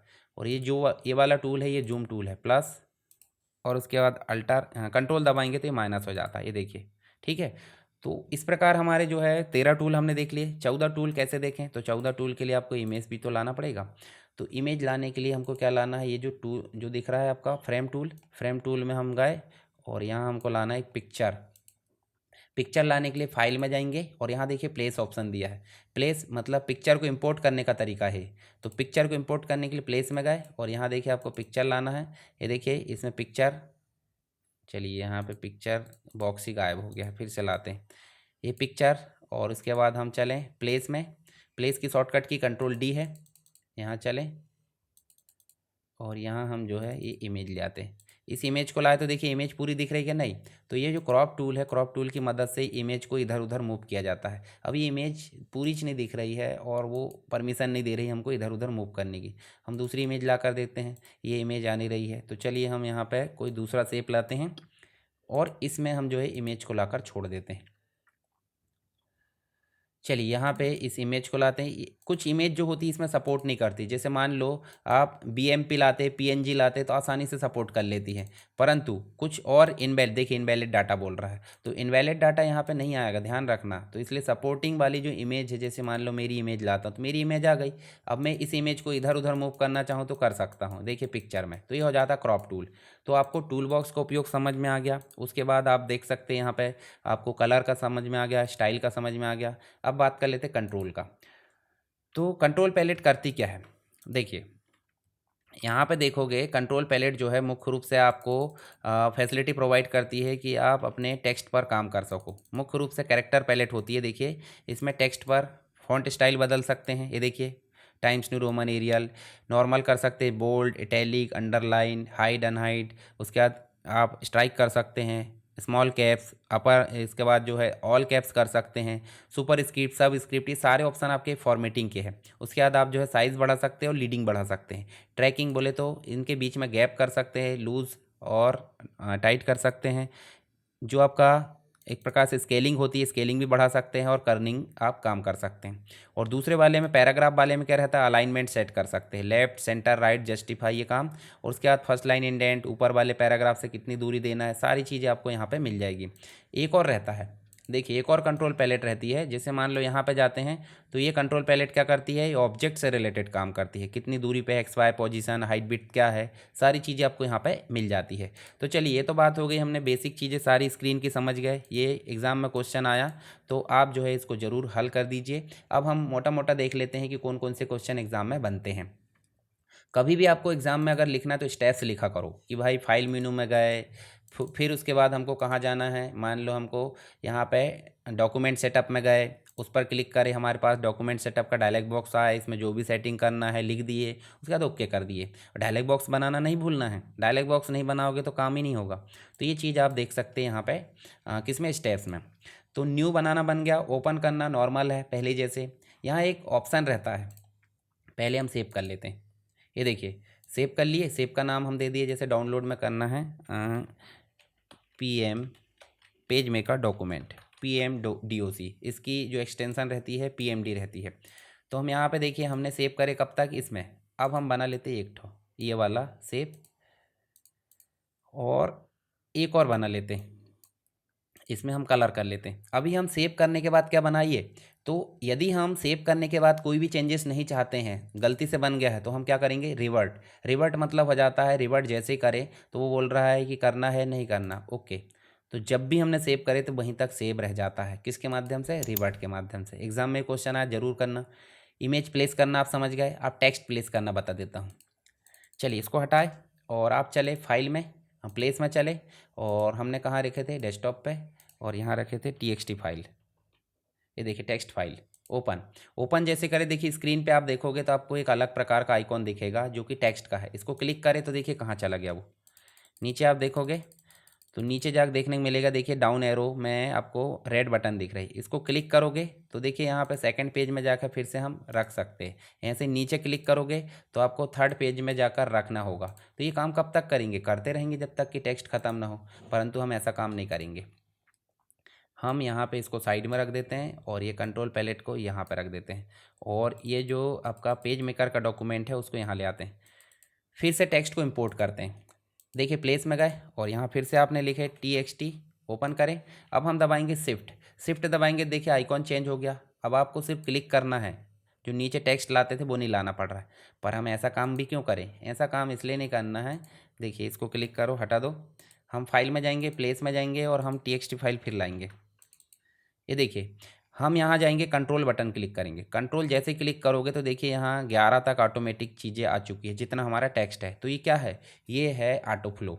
जहाँ आपको देखने को मिलेगा ऑटो फ्लो, तो ऑटो फ्लो के बारे में आप लिख सकते हैं। ऑटो फ्लो का मतलब हम जब टेक्स्ट इंपोर्ट करते हैं तो ऑटोमेटिक सभी जगह वो पूरा टेक्स्ट आ जाता है। अगर पेज रहे तो ठीक है, ना रहे तो पेज इंसर्ट हो जाते हैं।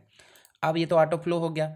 ऑटो फ्लो के बाद हम देखते हैं, देखिए एक्सपोर्ट करना, भाई पीडीएफ में कर सकते हैं। इस पेज को अगर एक्सपोर्ट करना तो पीडीएफ में हम एक्सपोर्ट कर सकते हैं। अब पीडीएफ जो सॉफ्टवेयर है वो इंस्टॉल करना पड़ेगा। इसको एचटीएमएल में कर सकते हैं, ग्राफिक्स में या टेक्स्ट में। इंपोर्ट करना हमने देख लिए। इंपोर्ट एक तरीका और है कि एक्वायर से भी कर सकते हैं इमेज वगैरह, और एक प्लेस से कर सकते हैं। और जो भी चीज़ हमने इंपोर्ट की है वो सारी चीज़ कहाँ दिखती है, लिंक मैनेजर में। तो ये आप देख सकते हैं यहाँ पे। उसके बाद नेक्स्ट अगर देखोगे तो document setup. Document setup page setup कहा जाता है। पेज सेटअप अगर आया तो आप इस प्रकार सेटिंग जो न्यू वाला था उसको करके ओके बटन पर क्लिक कर दो। प्रिंटिंग के अंतर्गत देखिए प्रिंट स्टाइल, अगर हमको बार बार कोई चीज़ें प्रिंट करना तो हम प्रिंट स्टाइल बना सकते हैं। जैसे मान लो देखिए यहाँ पे मैंने प्रिंट स्टाइल बनाया था, इसको बनाकर मैंने किस नाम से सेव कर दिया, माय प्रिंट। और जब भी मुझे प्रिंट करना है तो मैं कहाँ जाता हूँ, प्रिंट में नहीं जाकर मैं जाता हूँ प्रिंट में। ये देखिए प्रिंट स्टाइल में। अगर प्रिंट का पूछे तो प्रिंट में क्या होता है, जैसे एम एस वर्ड में आपने पढ़े थे ना, प्रिंटर सेलेक्ट करेंगे, कितनी कॉपी निकालना है, कितनी रेंज निकालना है, उसका सेट बनाकर निकालना है, रिवर्स प्रिंट करना है यानी कि उल्टा प्रिंट करना है, प्रूफ के लिए प्रिंट करना है, दोनों यानी कि इवन और ऑड पेज प्रिंट करना है, और पोर्ट्रेट और लैंडस्केप क्या करना है, सारी चीज़ें करने के बाद प्रिंट कर दो। तो ये प्रिंट का डायलॉग बॉक्स होता है। इसके बाद आपको प्रेफरेंस दिखता है, यूनिट मेजरमेंट वाला क्वेश्चन आ जाता है। प्रेफरेंस में जाओ, जनरल में जाओ, देखिए यहाँ पे मिल रहा है मेज़रमेंट यूनिट को आप चेंज करो और उसके बाद क्या कर दो, ओके। ठीक है, ऐसे ग्रिड लाइन वगैरह देखना है, रूलर कैसे देखना है, सारी चीज़ें आप यहाँ पे सेट करके क्या कर सकते, ओके कर सकते हो। ठीक, तो ये हो जाता है आपका प्रेफरेंस। ऐसे बहुत सारी चीज़ें और होती है। तो यहाँ आपको समझ में आ गया होगा, अंडू रीडू कट कॉपी कोई ज़रूरत नहीं है यहाँ पे पढ़ने की, क्योंकि ये तो बनता ही सबसे है और एग्ज़ाम में आने की संभावना भी नहीं रहती। एग्ज़ाम में पूछा जाता है पेस्ट मल्टीपल और पेस्ट स्पेशल। तो पेस्ट मल्टीपल क्या है, तो देखिए यहाँ पे अगर मान लो हम एक बनाते हैं, क्या, एक शेप बनाते हैं। ये देखिए ये शेप बनाए और शेप को हम कर देते हैं यहाँ पे फिल। अब इस शेप की करें हमने कॉपी। कॉपी करने के बाद यदि हमको पेस्ट मल्टीपल करना है तो कितने बार करना, मान लो 5 बार, तो 5 बार हमको पेस्ट करना। देखिए 5 बार ये शेप आ जाएगा, तो ये कहलाता पेस्ट मल्टीपल। आपको डायलॉग बॉक्स याद रखना है ये पेस्ट मल्टीपल का, जो आप एग्जाम में बना सको, और कितना गैप देना है वो भी आप यहाँ पे ध्यान में रख सकते हैं। अब पेस्ट स्पेशल का मतलब क्या हो जाता है, मान लो कोई टेक्स्ट आपने कॉपी करे, ये देखिए टेक्स्ट को गए कॉपी करें और कहीं जाकर आप पेस्ट करना चाहते तो आप कैसे करोगे, पेस्ट मल्टीपल। अब पेस्ट मल्टीपल में 3 चीज़ें आ रही, पेज मेकर के फॉर्मेट में करना है, ठीक है, रिच टेक्स्ट वर्डपेड के फॉर्मेट में करना है, या फिर नॉर्मल टेक्स्ट के फॉर्मेट में करना है। तो ये एक बार कॉपी करने के बाद अलग अलग फॉर्मेट में पेस्ट करने का तरीका जो देता है वो कहलाता है पेस्ट स्पेशल। इसका डायलॉग बॉक्स बनाकर आप इसके बारे में लिख सकते हैं। इसके बाद एक और क्वेश्चन पूछा जाता है कि आप अलग से मतलब ऑब्जेक्ट लिंकिंग एम्बेडिंग कैसे करते हो। तो चलिए उसके बारे में देख लेते हैं। देखिए जब एग्जाम में क्वेश्चन आए ओएलई क्या है, तो ओएलई मतलब किसी अदर एप्लीकेशन, मान लो पेज मेकर में है और पेज मेकर में रहते हुए किसी अदर एप्लीकेशन की फाइल को हम यहाँ लाना चाहते हैं, तो किसके माध्यम से लाएंगे, ओएलई। कैसे लाएंगे, एडिट में जाएंगे, इंसर्ट ऑब्जेक्ट में जाएंगे, और यहाँ देखिए आपको इंसर्ट ऑब्जेक्ट का डायलॉग बॉक्स आया, और इसमें जाकर आप जो है क्रिएट फ्रॉम फाइल कर सकते हैं अगर आपको कोई फाइल लाना लिंक करना है तो, और नहीं तो आप क्रिएट न्यू करोगे। तो आप न्यू में जाकर आप क्या लाना चाहते हैं, मान लो आप क्या लाना चाहते हैं, एक्सेल की सीट या एम एस वर्ड देख लेते हैं अपन। देखिए यहाँ पे चलते हैं और हम एम एस वर्ड ले आते हैं। देखिए वर्ड डॉक्यूमेंट, वर्ड डॉक्यूमेंट में गए तो देखिए वर्ड डॉक्यूमेंट खुल गया, या इंसर्ट में जाएंगे और यहाँ जाएंगे हम टेबल लेकर आ जाते हैं। ये देखिए हम जो है ये टेबल ले आते हैं और इस टेबल को कर लेते हैं फाइल में जाकर सेव। सेव जैसे ही करें तो देखिए यहाँ स्क्रीन पे हमारे पास में टेबल आ गया होगा। ठीक है, ये देखिए टेबल आ चुका है। ये देखिए यहाँ पे हमने टेबल बनाए नहीं है, ये टेबल हमने लाए किसकी मदद से, ओएलई की मदद से, ऑब्जेक्ट लिंकिंग एम्बेडिंग की मदद से। फिर से डबल क्लिक करेंगे तो फिर से एम एस वर्ड खुल गया, इसको बड़ा कर दो, और बड़ा करने के बाद इसको क्या कर लेते हैं अपन, फॉर्मेटिंग कर लेते हैं। देखिए टेबल डिज़ाइन में गए और इसकी फॉर्मेटिंग कर लो। ये देखिए फॉर्मेटिंग करें और उसके बाद कर लो इसको सेव। सेव करें और फिर से बंद कर दो, तो देखिए वो टेबल हमारा यहाँ पे आ चुका है। ठीक है, इस प्रकार से हम टेबल को ला सकते हैं किसकी मदद से, किसी अदर एप्लीकेशन की मदद से। और जब हम इसमें कोई काम करना चाहेंगे तो देखिए जुड़ा हुआ है। मान लो हमको इसको एडिट करना है तो डबल क्लिक कर दो, या फिर एडिट में जाकर देखिए डॉक्यूमेंट में एडिट या ओपन कर लो। तो जब भी हम कोई चेंजेस करेंगे जहाँ से वो जुड़ा है, तो वो जहाँ इंसर्ट किया गया उसमें भी चेंजेस किया जाएगा। तो ये कहलाता है ओएलई, और इसकी सहायता से आप कोई भी एप्लीकेशन की फ़ाइल को ला सकते हैं जो लिस्ट में दिख रहा है। ये लिस्ट में दिख रहा है, इन सबको आप ला सकते हैं। उसके बाद आपको देखने को मिलेगा एक एडिट स्टोरी। अब एडिट स्टोरी क्या होती है?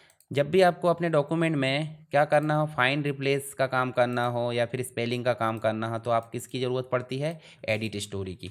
तो आपको सबसे पहले तो एडिट स्टोरी में जाना है। तो इस स्टोरी, ये जो है कंप्लीट स्टोरी कही जाती है। टेक्स्ट जो पेज मेकर में है वो उसको स्टोरी बोलते हैं। इस स्टोरी को आप सेलेक्ट करोगे और एडिट में जाओगे, और कहाँ जाओगे? एडिट स्टोरी में। एडिट स्टोरी में जाओगे, देखिए यहाँ आपको जो है फ़ॉन्ट देखने को मिल जाएंगे। ये फ़ॉन्ट जो है क्या कर सकते हैं आप? एडिट कर सकते हैं। कैसे? कट कॉपी पेस्ट तो नॉर्मल करते ही थे। आप जाओगे यूटिलिटीज़ में तो देखिए ढूंढ सकते हो। फाइंड में जाओगे, फाइंड का डायलॉग बॉक्स याद रखना, हम ढूंढना चाहते हैं वीडियो। क्या ढूंढना चाहते हैं? वीडियो। और वीडियो को करंट पब्लिकेशन में ढूंढना चाहते हैं। देखिए जहाँ जहाँ वीडियो लिखा सारी चीज़ें ढूंढ रहा है। और वीडियो के बदले में हमको कुछ चीज़ लाना है तो हमको फाइंड की ज़रूरत नहीं पड़ती। किसकी ज़रूरत पड़ती? रिप्लेस की, यानी कि ढूंढेगा भी और बदलेगा भी। अब यहाँ ये ऑप्शन पता होना चाहिए आपको कि जो कैपिटल स्मॉल को ध्यान में रखकर मैच केस में ढूंढेगा, होल वर्ड को ध्यान में रखकर ढूंढेगा, और यहाँ current publication, all publication, current story, all story. एक स्टोरी बोले तो एक टेक्स्ट बॉक्स जो है कंप्लीट, ऑल स्टोरी बोले तो जितने भी टेक्स्ट बॉक्स है, ठीक है। और उसके बाद फाइंड नेक्स्ट करते जाओ, सारी चीज़ें आपको पता चल जाएगी। यूटिलिटी में जाएंगे, चेंज में जाओगे तो रिप्लेस, जिसको हम चेंज बोल देते हैं। वीडियो के बदले में क्या लाना है? ऑडियो। तो ऑडियो लिख कर आप क्या कर सकते हैं? चेंज ऑल कर सकते हैं। अगर आपके डॉक्यूमेंट में कोई एरर है या गलती है तो आप स्पेलिंग ऑप्शन का उपयोग कर सकते हैं। स्पेलिंग का डायलॉग बॉक्स याद रखना, जो भी गलती होगी वो यहाँ दिखाएगी, उसको आप रिप्लेस कर सकते हो। दोबारा गलती ना आए उसके लिए ऐड कर सकते हो। और बाकी चीज़ें सेम है जो रिप्लेस में थी। नीचे एक डायलॉग बॉक्स याद रखो, सारी चीज़ें आपको कॉन्सेप्ट पता चल जाएगी। अब चलते हैं, स्टोरी ऑप्शन आया तो स्टोरी में देखें न्यू स्टोरी बना सकते हैं। इस स्टोरी को क्लोज कर सकते हैं कंट्रोल डब्ल्यू से। अब यहाँ देखिए आपको इंसर्ट पेज वगैरह मिलेगा, तो ये नॉर्मल ऑप्शन है। पेज इंसर्ट कैसे करते हैं, रिमूव कैसे करते हैं, पेज की सॉर्टिंग कैसे करते हैं, नॉर्मल क्लिक कर दो, पेज की सॉर्टिंग हो जाएगी। उसके बाद देखिए आपको कॉलम गाइड दिखेगा। तो कॉलम, गटर एंड कॉलम मैंने बताया था आपको। तो लेआउट में जाएंगे, देखिए कॉलम गाइड में जाएंगे, और कॉलम गाइड में जाएंगे तो इस पेज को कितने भागों में बांटना है? मान लो 2 भागों में। और लेआउट भी एडजस्ट होना चाहिए। तो देखिए देखिए set left and right pages separately. तो यहाँ देखिए ऐड ऐड कर दो, और ऐड ले मतलब जो है हम यहाँ पे 2 कॉलम में बांटना चाहते हैं, और एडजस्ट लेआउट ओके कर दो। तो देखिए यहाँ पे इसका लेआउट एडजस्ट हो गया है। अब ये कॉलम है और कॉलम के बीच में जो आया वो है गटर, ठीक है। और यही कॉलम बैलेंसिंग के नाम से यहाँ पे जाना जाता है। तो कॉलम का बैलेंसिंग बोले तो एडजस्ट करना हर एक कॉलम को अपने अपने टेक्स्ट बॉक्स के अकॉर्डिंग। तो इसको आप वापस से लाना चाहते हैं तो यहाँ पे कॉलम गाइड में जाओ और फिर से आप वापस कर दो, पर ये सेपरेट नहीं होगा, ठीक है। चलिए करके देख लेते हैं। यहाँ देखिए एक कर लेते हैं और ओके करते हैं। तो देखिए यहाँ ये देखिए जो कॉलम गाइड थी वो सारी चीज़ें चली गई है, और ये अलग यहाँ पे एक ही टेक्स्ट बॉक्स बन गया, ये एक कॉलम बन गया। और ये देखिए अलग से ये नहीं बना है, सेपरेट है ना, कोई दिक्कत नहीं। ऑटो फ्लो हमने ऑलरेडी देख लिया। टाइप में जाओगे तो आपको देखिए यहाँ एक क्वेश्चन आता है, फ़ॉन्ट की फॉर्मेटिंग कैसे करें। तो यहाँ फ़ॉन्ट की फॉर्मेटिंग, जिसमें सारी चीज़ें दिख रही है, फ़ॉन्ट की फॉर्मेटिंग आप करके बता सकते हैं और इसके स्टेप्स लिख देना। उसके बाद आपको पैराग्राफ की फॉर्मेटिंग पूछा जाए तो ये भी हमने ऑलरेडी पहले देख लिए। इसके बाद नेक्स्ट जो एग्ज़ाम है, क्वेश्चन पूछा जाएगा स्टाइल का। तो स्टाइल हमने ऑलरेडी न्यू स्टाइल करके देखिए, शुरू में मैंने बताया था, तो न्यू स्टाइल वाला भाग आप बता सकते हैं। एलिमेंट में जाओगे तो एलिमेंट में देखिए क्या ऑप्शन काम का है।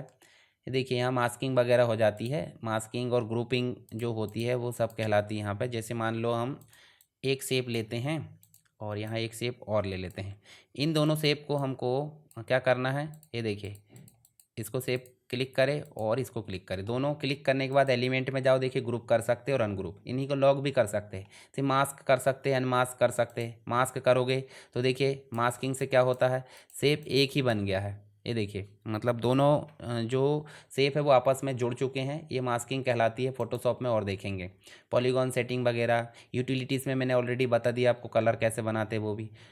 दिखाना छुपाना, जैसे मान लो आप कितने परसेंट में दिखाना चाहते हैं, वो आपको मैक्सिमम 400% दिखेगा। रूलर और गाइड को आप यहीं से रूलर को दिखा सकते हो और छुपा सकते हो, ठीक है।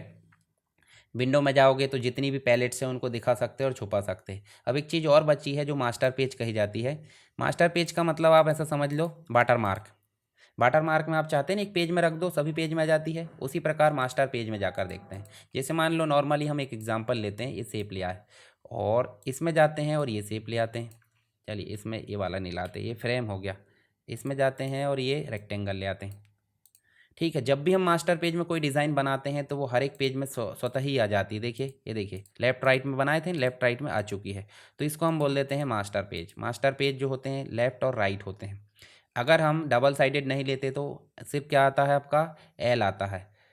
एल नहीं आएगा, देखिए फिर से करके देखते हैं। डॉक्यूमेंट सेटअप में जाओ, ये डबल साइडेड को सेलेक्ट कर दो, ओके करो तो देखिए आर आता है। सिंगल साइड में क्या आएगा, आर। और अगर हम कर देते हैं यहाँ पे डॉक्यूमेंट सेटअप में जाकर क्या, डबल साइडेड और फेसिंग, तो यहाँ पे क्या आ जाएगा, एल और आर। ये मास्टर पेज होते हैं, यानी कि मास्टर पेज में जो चीज़ें दी गई है वो मास्टर पेज से ही एडिट होगी, अन्यथा दूसरे से एडिट नहीं होगी।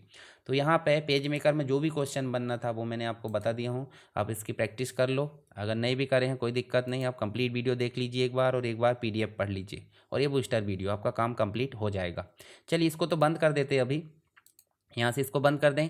हम ओपन करते हैं फोटोशॉप को। फोटोशॉप में कुछ बेसिक चीज़ें पढ़ लेते हैं, उसके बाद हम जो है कुछ एक्स्ट्रा जो थ्योरेटिकल पार्ट है वो भी कवर कर लेंगे। फोटोशॉप को ओपन करने के लिए स्टार्ट बटन में जाते हैं। एडोब फोटोशॉप के बहुत सारे वर्जन है, हमको ओपन क्या करना है, यहाँ पे 2007 वाला, 2007 नहीं 2002 में जो 7वां वर्जन लॉन्च हुआ था वो हमको ओपन करना है, क्योंकि हम उसी से रिलेटेड थ्योरी लिख देंगे। तो जैसे ही हमने इसको क्लिक करे हमारे सामने इसका एनवायरनमेंट आ गया। क्या क्या चीज़ आई है यहाँ देखिए, वो टाइटल बार दिख रहा है, मेनू बार दिख रहा है, ऑप्शन बार दिख रहा है, टूल बॉक्स दिख रहा है, उसके बाद पैलेट्स दिख रही है। तो ये सब जरूरी है जो आपके एग्ज़ाम के लिए लिखना होता है। तो पहला जो क्वेश्चन है कि वो आप जो है न्यू इमेज कैसे बनाते हैं फोटोशॉप में। तो फाइल मेनू में जाएंगे, न्यू ऑप्शन पर क्लिक करेंगे, न्यू का डायलॉग बॉक्स आया, इसमें हम इमेज का नाम लिखेंगे, माई इमेज करके लिख दिए। इमेज का साइज़ देंगे, इमेज का साइज़ हमने दे दिया। उसके बाद हम जो है उसके साइज़ को मैनुअली मैनेज भी कर सकते हैं, उसके साइज़ को इंचेस में रखना है या फिर कोई अदर यूनिट में, उसका रेजोल्यूशन कितना रखना है, कलर मोड क्या रखना है, RGB CMYK। तो अगर हम प्रिंटिंग के लिए यूज़ कर रहे हैं CMYK और दिखाने के लिए यूज़ कर रहे हैं डिजिटल में तो RGB। और कंटेंट कैसा रखना, जैसे हम नॉर्मली वाइट ही लेते हैं, ओके। तो ये इमेज बन जाती है। अब इमेज में हम क्या क्या कर सकते हैं, इमेज में हम जो है टूल बॉक्स का उपयोग करते हैं, ताकि एग्जाम में पूछा जाए टूल बॉक्स समझाओ तो टूल बॉक्स बता सकते हैं। पहला होता है मार्क्यू टूल। मार्क्यू टूल हम जैसे उपयोग करते हैं तो ये पर्टिकुलर एरिया को सेलेक्ट करने का काम करता है, मार्क करता है।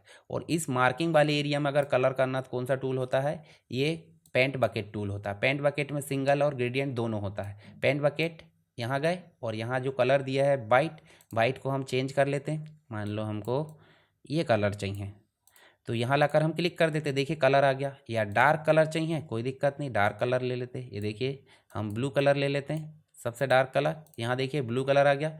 इसके बाद मार्किंग आपकी इलिप्टिकल में भी हो सकती है। मान लो इलिप्टिकल में मार्किंग करना तो आप मार्किंग इलिप्टिकल में कर सकते हैं। कौन सा कलर, ये देखिए, हाँ ये हमने सेलेक्ट करे और हम जो है कलर सेलेक्ट करने के बाद कहाँ जाएंगे, फिल में। इसके बाद आप चाहते हो कि डबल कलर करें तो उसके लिए आप जो डबल कलर भी कर सकते हैं। मान लो आप यहाँ जाते हो और यहाँ आप जो है किस में जाते हो, ग्रेडियंट में। तो ग्रेडियंट में देखिए डबल कलर ये दिए फॉर्मेट, जैसे ये कलर आप चाहते हो तो देखिए डबल कलर हो गया। डबल ट्रिपल जो भी चाहते हो उसकी स्टाइलिंग भी आप यहाँ से कर सकते हो, देखिए स्टाइलिंग, ठीक है। इस प्रकार से आप जो है डबल कलर कर सकते हैं, ग्लॉसी लुक में करना जैसे भी। तो यहाँ पे आपने देखिए मार्क्यू टूल देखा। उसके बाद हम बात करेंगे मूव टूल की। तो मूव टूल के पहले हम कर लेते हैं text tool. Text tool, text tool का उपयोग कैसे करते हैं भाई, सिंपल कर्सर रखे और हमने लिख दिए, ये देखिए SW एजुकेशन लिख दिए। मूव टूल की सहायता से इसको हम इधर उधर मूव कर सकते हैं। और कंट्रोल T दबाए तो क्या हो जाएगा, इसको बड़ा कर सकते हैं जितना भी बड़ा हमको करना। कलर वगैरह चेंज करना तो इस T से फिर से हम सेलेक्ट करें, ये देखिए ऊपर कलर ऑप्शन आ गया, ये देखिए कलर कर सकते हैं। फ़ॉन्ट वगैरह चेंज करना है, उसके जो भी चीज़ें हमको चेंज करना है, स्टाइल वगैरह, उसके साइज़ है, अलाइनमेंट है, ये देखिए सारी चीज़ें हम चेंज कर सकते हैं यहाँ से। इसको अगर हम टाइपोग्राफी टाइप बनाना चाहते हैं तो देखिए आर्क कर सकते हैं। आर्क में क्या होता है देखिए ध्यान से, मान लो आपको ये देखिए आर्क में इस प्रकार से राउंडेड हो जाता है टेक्स्ट, ये देखिए, ठीक है। इसको और अगर हम अपनी इच्छा अनुसार कर सकते हैं आर्क में, जैसे भी आपको करना, कोई दिक्कत नहीं। ये देखिए एंटर करें, ये आर्क बन गया। उसके बाद ये मूव टूल से हम इसको मूव कर सकते हैं इधर उधर। उसके बाद होता है लेसो टूल, ये कस्टम सिलेक्शन के लिए होता है, जैसे मार्की टूल था वैसे कस्टम सिलेक्शन के लिए। ये मैजिक टूल होता है जो कंप्लीट रूप से एक पिक्सल को सिलेक्ट करता है, इसके अंदर ही कस्टम सिलेक्शन होता है। क्रॉप टूल, पर्टिकुलर जिस एरिया को हम सेलेक्ट करेंगे उस एरिया को उतना ही बचने देगा, कौन, क्रॉप टूल। और ये हो जाता है स्लाइस टूल, पूरी इमेज को छोटे छोटे टुकड़ों में बांटने के लिए हो जाता है। हीलिंग ब्रश जो हो जाता है इमेज में एडिटिंग या इमेज की रिपेयरिंग के लिए काम करता है। ऐसे ही ब्रश टूल हो जाता है, विभिन्न ब्रशेस का उपयोग हम कर सकते हैं यहाँ पे। जैसे मान लो बैकग्राउंड सेलेक्ट करें और ब्रश सेलेक्ट करें, और यहाँ से देखिए ढेर ब्रश है, ये देखिए ढेर सारी ब्रश है। इन ब्रश का उपयोग करोगे ये ब्रश यहाँ पे आ जाएगी, तो ये ब्रश टूल है। उसके बाद आपका क्लोन स्टेम टूल है, ये भी इमेज रिपेयरिंग के लिए उपयोग किया जाता है। हिस्ट्री ब्रश, जो भी पुरानी चीज़ काम करे उसको हटाने का काम करता है। उसके बाद आप देखोगे इरेजर टूल, जो भी एरिया है उसको इरेज करने का काम करता है, इसको बड़ा कर सकते हैं हम ऑप्शन से। अब ऑप्शन बार क्या है, टूल बॉक्स तो समझ गए टूल्स है, ये इमेज भी समझ गए जहाँ पे हम डिज़ाइन कर रहे हैं। ये ऑप्शन बार जो है जो भी टूल आप सेलेक्ट करोगे उससे रिलेटेड चीज़ें दिखाएगा। तो यहाँ पे देखिए, ये देखिए ये इरेज करने का काम करेगा, और इरेज कितनी करना है ये यहाँ पे दिखता है, ब्रश करना है जैसा भी करना है वो आप देख सकते हैं। ये हटा दी हमने। उसके बाद ये कलर हमने देख लिया ऑलरेडी। ये हो जाता है आपका ब्लर टूल, मतलब थोड़ा सा शेड वगैरह करना है नुकीली चीज़ को। ये हो जाता है आपका कलर लाइट और डार्क करने के लिए। टेक्स्ट टूल हमने ऑलरेडी देख लिए, शेप टूल यहाँ पे देख लिए। उसके बाद हैंड टूल और जूम टूल, कुछ इंपॉर्टेंट टूल हमने देखे हैं जो आपके एग्जाम में लिखने को आएंगे। अब स्पेसिफिक तो पूछेगा नहीं, अब यहाँ पे सिंपल पूछ लेगा वो कि फोटोशॉप के टूल बॉक्स को समझाइए, तो उसको आपको समझाना है, ठीक है। देखिए यहाँ पे जो नेक्स्ट चीज़ है वो हमको देखने को मिल जाती है लेयर। अब लेयर क्या होती है, उदाहरण के लिए अगर हम कोई शेप लाते हैं, जैसे ये शेप लाए, ये शेप लाए तो हमने बनाए थे। शेप जो होता है आपका क्या होता है, एक लेयर बन जाती है। जैसे यहाँ लेयर में जाओ तो देखिए अलग अलग, और हर एक लेयर के सामने आँख दिख रही है। जिस लेयर को नहीं दिखाना उस पर आप टिक कर दो, लेयर नहीं दिखेगी। देखिए इस प्रकार से लॉक लिंक भी कर सकते हैं। और ये जो लेयर है कौन से पोजीशन पे है, मान लो हम इस लेयर को उठाते हैं मूव टूल के माध्यम से, यहाँ ले जाकर रख दें तो देखिए टेक्स्ट के पीछे आ रही। अगर इसको टेक्स्ट के ऊपर लाना तो कैसे लाएंगे, यहाँ ऊपर ला सकते हैं, देखिए ऊपर नीचे हम इसको ला सकते हैं। तो ये हो जाती है हमारी लेयर। और लेयर क्या होती है, एक इमेज का छोटा सा पार्ट, जो ऑब्जेक्ट हो सकता है, जो टेक्स्ट हो सकता है, या और कोई चीज़ें हो सकती है, वो एक लेयर कहलाती है। अब लेयर बनाने के लिए क्या करते हैं, लेयर तो डायरेक्टली कोई भी चीज़ हम लाओ लेयर बन जाती है, कोई इमेज लाकर इसमें रखते वो लेयर बन जाती है। पर यदि बनाने की इच्छा है तो आप कहाँ से बनाओगे, लेयर मीनू दिया है न्यू, और यहाँ पे लेयर दिया है, आप लेयर का नाम लिख सकते हैं और उसको ओके कर सकते हैं। अब इसमें जो भी चीज़ आप बनाओगे, मान लो आप यहाँ पे क्या बना रहे हो, एक मार्क्यू टूल के माध्यम से एक चीज़ कुछ भी बनाना चाहते हो तो यहाँ पे हम इसमें बनाते हैं। तो जो भी हमने बनाया है वो देखिए लेयर में आ गया। अब इस लेयर को सेपरेटली मॉडिफाई कर सकते हैं। इसमें लेयर बनी नहीं थी, हमने बनाए हैं, ये देखिए बना लिए ना, तो बना लिए तो इसको लेयर जैसे ट्रीट कर सकते हैं। किसके माध्यम से बना है, ये अलग अलग तरीके से हम बना सकते हैं, ठीक है। और सेपरेटली अगर कोई चीज़ लाते हैं ऑब्जेक्ट वगैरह तो वो लेयर के रूप में ही आती है। तो लेयर आप समझ गए। अब लेयर की फॉर्मेटिंग भी कर सकते हैं, जैसे लेयर में आपको काम करना है तो देखिए स्ट्रोक कर सकते हैं। जैसे आउटसाइड में कोई बॉर्डर वगैरह देखिए इस प्रकार से देना है, कौन से कलर में देना है, ड्रॉप शैडो देना है, इनर ग्लो आउटर ग्लो, देखिए टेक्सचर है, कलर है, ग्रेडियंट है, सारी चीज़ें हम यहाँ से लेयर स्टाइल में दे सकते हैं। इस लेयर को हटाना है, उसको ऊपर नीचे करना है तो वो भी हम कर सकते हैं। जैसे डिलीट करना तो यस कर दो, डिलीट हो जाएगी। और अगर हमको लेयर में मास्किंग वगैरह करना है, देखिए ये मास्क होता है, देखिए ये मास्क दिख रहा है, ऐड लेयर मास्क ऐसे कर दिए तो लेयर मास्क ऐड होगा। जो भी हम यहाँ काम करेंगे वो ओरिजिनल लेयर पे इफेक्ट नहीं होगा, फिर बाद में हम अप्लाई ज़रूर कर सकते हैं। उसके बाद हम इसमें मान लो हमने बैकग्राउंड सेलेक्ट करे और बैकग्राउंड में हम चाहते हैं कि यहाँ पे सॉलिड कलर हो या ग्रेडियंट हो, तो यहाँ पे हम ग्रेडियंट कलर कर सकते हैं बैकग्राउंड में। बाद में भी कौन सा कलर करना है भाई, इस प्रकार का करना है, इस प्रकार का है, जैसे भी करना है वो हम बाद में भी कर सकते हैं। ये सब लेयर में काम करने का तरीका होता है जो इस प्रकार से यहाँ पे देखने को मिल जाता है। हम इसको कैंसिल कर देते हैं। उसके बाद देखिए आप न्यू फोल्डर भी बना सकते हैं। तो ये सारे काम आपको लेयर पैलेट में मिलते हैं। लेयर की ब्लेंडिंग भी कर सकते हैं। मान लो एक इमेज लाते हैं, ये डबल क्लिक करें और यहाँ पे हम ले आते हैं एक इमेज। ये देखिए एक इमेज लाते हैं और इस इमेज में हम जो है एक और कोई दूसरी इमेज लाते हैं। जैसे यहाँ चलें हम और यहाँ एक और इमेज लाते हैं।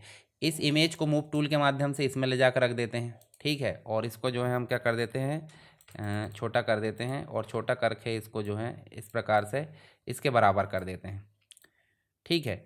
अब देखिए मैं यहाँ पे ब्लेंडिंग ऑप्शन बताता हूँ। ब्लेंडिंग मतलब एक प्रकार से मास्किंग जैसे ही रहता है वो, हालांकि वैसा नहीं रहता।